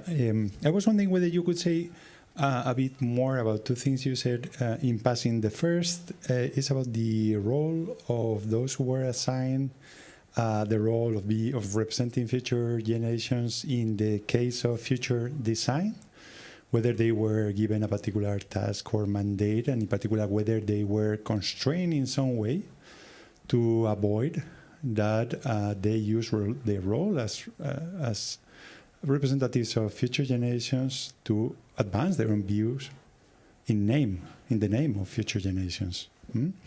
And the second is whether you could say a bit more about the notion of discursive representation by Michael Saward, which includes the possibility of making representative claims by self-appointed representatives, if I remember correctly, and whether you think this is a kind of representation that would fit well self-appointed ombudspersons for future generations, such as the one in the case of the Netherlands, which I think is here today with us. I just passed the mark there, I guess. Well, this is the self-appointed ombudsperson for future generation of the Netherlands. As this ombudsperson, the vice chair of the Network of Institutions for Future Generations, a UN Harmony with Nature expert, and also a human rights lawyer, I see all these things coming together. So rights of nature, rights of future generations, and you can still. But there's one element that we haven't really addressed this morning. For me, if I analyze this and I connect to this, it seems like we are getting more traditional knowledge and indigenous wisdom back into our Western societies. Being connected to the whole, in the present, to nature and all life, to the future, our future generations, we bring them to today, but also being connected to our ancestors. And this is what we, with the Lab for Future Generation, have taken a really progressive approach in where we developed an exercise where we take people back to the future. And then we first connect to our ancestors, the people that were behind us, that created the future that we currently live. And by reconnecting to this past, we feel joyful and connected for them to have done the work that they've done for us. And anyone in the room, be it angry farmers, ministers, politicians, industrial giants. We've done this with so many people. In the end up with the same vision of the most desired future for their great-great-grandchildren. And it's always inclusive. It's always green. It's always fair to everyone.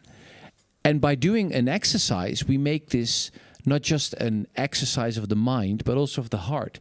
And I think this is also the element of the Citizens' Assembly. You get your feeling into the room. And I'm just... Maybe it's a tough question for you just to answer right now, Maya, but maybe have you ever thought about including knowing where we come from as an element of future regarding politics, or having introduced this element into this decision making? Because last but not least, a Dutch singer has a beautiful song, and in this song she sings, to not get lost in the future, we must know our past, right? Oh, so many new hands. Fergus Hobera. It's maybe a little bit along the same lines as Jan, trying to think about changing the paradigm somewhat. We're in our Western civilization kind of view of many things. And I was struck by the idea, Maya, when you said about there tends to be no emotional engagement with the abstract. I mean, so people who aren't there, generations that aren't there. And then the idea that, people of all times and cultures have a desire for children and a desire for grandchildren, and to see their children and grandchildren grow up. Maybe it's also utilitarian, like you want someone to work on the farm for you, if you think of in different cultures and different times. And I just wonder, in terms of spinning things around a bit, maybe slightly unorthodox, but rather than thinking of individual human rights, which tends to be the Western paradigm, let's instrumentalize the future generations. Let's have a utilitarian approach, objectify them, and see, do we want future generations, and why? A focus on not just individuals, but families, societies, communities, and global society, and what we want to achieve. Thank you. Thank you. And I give back the word to answers. Okay, thank you. Yes, very fascinating questions.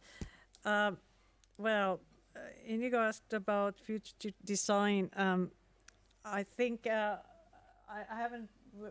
We did an experiment of that kind in Finland, but unfortunately that was during COVID time, so we had to move it to. Oh. For live stream. Oh. Yeah. Okay, so we didn't do it quite like in Japan, where they actually really assigned the role of a representative of future generations to these people. So they first familiarized with kind of advanced foresight. They learned about the consequences of different policies, and then they were expected to represent the future interest of future generations in this setting. And they were really assigned the role as a representative. They were also actually dressed in a certain way, these representatives of future generations. So they really had this role. So in our version, we didn't have that all because we had an online version. So my hope is that one day we would do something more systematic, an experiment with different types of ways of understanding this representation of future generations. But yeah, so this is definitely something that would require more research. And then when it comes to representative claim, I think that's a kind of just a way of thinking of representation in more empirical ways of understanding the concept of representation more broadly, and to be as inclusive as possible. What is representation? What is to represent? And it's also a kind of performative understanding of representation. So it is not normative concept at all. So I think that's also important. But I think it also opens our understanding of representation, and we can see representation as a more multifaceted phenomenon. So I'm not stuck to the kind of traditional way of seeing representation as something that is based on this kind of delegation mandate and accountability, what we normally think are important factors in democratic representation. So I think it is an important theoretical development that we expand our understanding of political representation. And then, yep. Yeah, and the kind of issue of connectedness and connecting with the past, I think, and also these aspects, I think they are present also in these deliberative events where people can express their own experiences and own perspectives and more, and connect with other people, and maybe thereby also connect with the past and the future. Maybe there would be an interesting experiment there to look at how actually thinking ourselves as a part of a kind of change of generations would affect our perceptions of the future. And I think that it's very much emotional as well. It's not just so there is this emotional aspect, and I think it's very important when we think about our motivations to act for the future. So we really have to evoke these emotions as well. And the issue with statistical victims and token individuals. Of course, when we are talking about future effects of phenomena like climate change or something else, we tend to look at these consequences in very statistical ways. And I think there is actually a tension, and I think there's some social psychological research there too. So people, when they are becoming overly cognitive, they may lose some of this readiness to act, and even with like combining information and these kind of more emotional triggers doesn't really help, because people kind of tend to lose their willingness to act whenever they start to think too much. So I think there is a tricky issue here. So I think there is some social psychological evidence on this, that it's not just seeing statistics. Basically the kind of seeing statistics makes us overthink and prevent us from work acting for those who are in need or would require attention. Yeah, but I think with the utilitarian idea of future generations, that I think goes a little bit beyond my capacity to think about that. So maybe there are some philosophers in the room, so maybe they can answer this. Defer to the philosophers now. You know, Inigo, you are needed still. So it's not just about political institutions. Yes.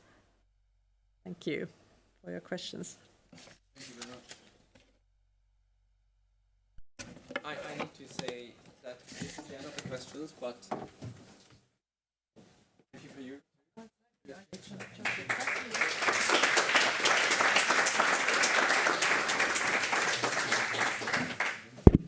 And before we go for lunch, a few practicalities. First of all, thanks for the attention of the people who followed us online. But unfortunately, soon this streaming will stop, and in the afternoon panels, we will not stream the discussions because we believe or hope that these will be really like discussions among many people, and that's not something you can live stream. So thank you for your attention and some practicalities. Now we will have a very nice lunch up here where we had a coffee break, hopefully. And after that, we will have these interactive discussions, which I said, 3 quite different groups in 3 quite different rooms.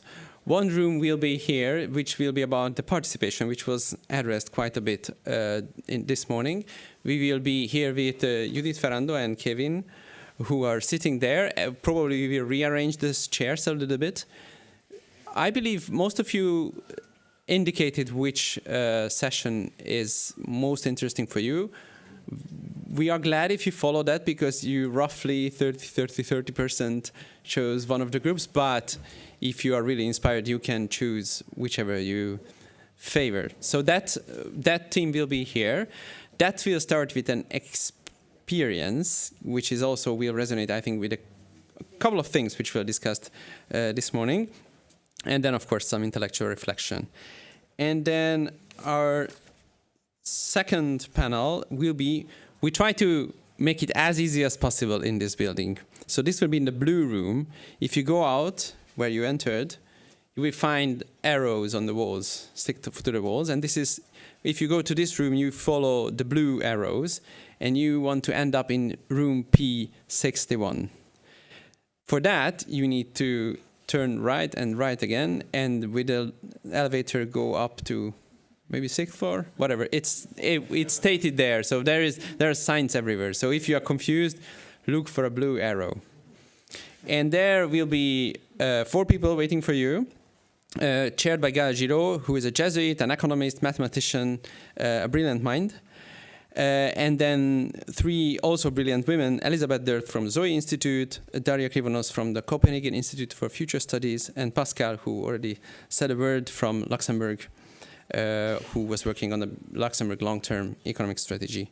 And finally, if you are not satisfied with all the answers what we received from Mr. Kaeya, you can also follow a group of lawyers to the Red Room, which is in the Salle du Conseil. It's even more complicated. You have to go in this corridor, up the stairs a bit. There's another elevator.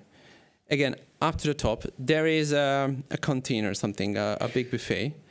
And then you cross a bridge-like part.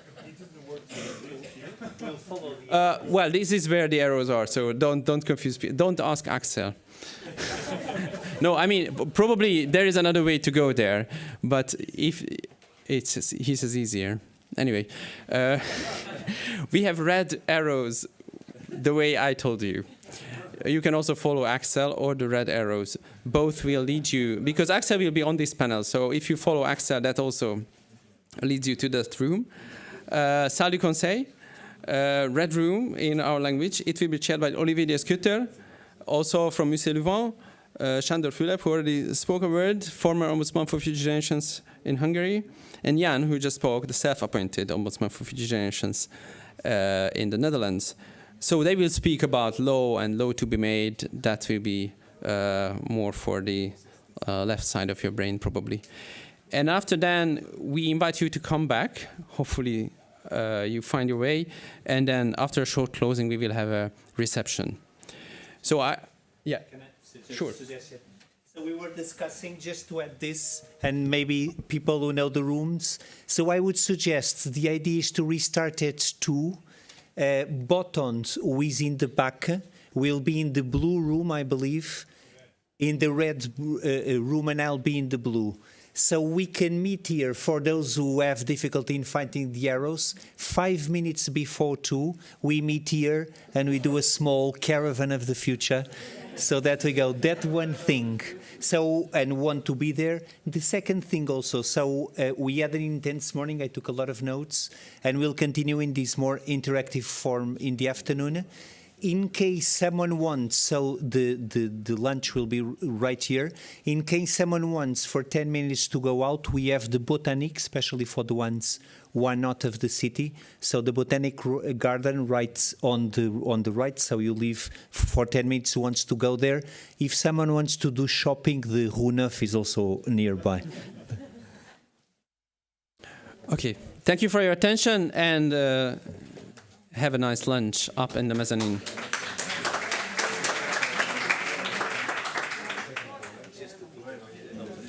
Yeah.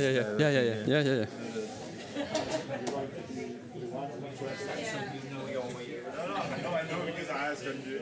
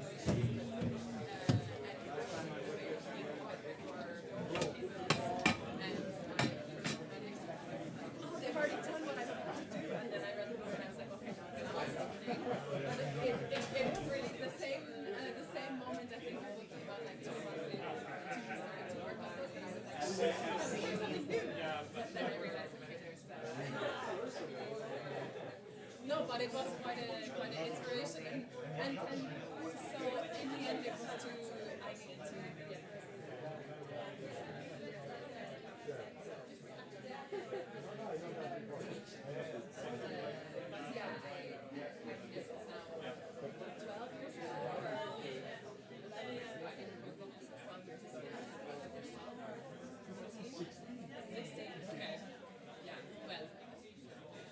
a chapter of life.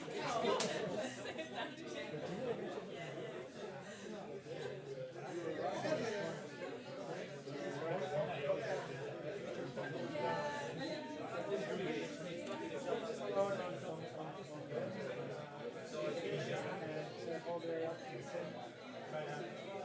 Is there one?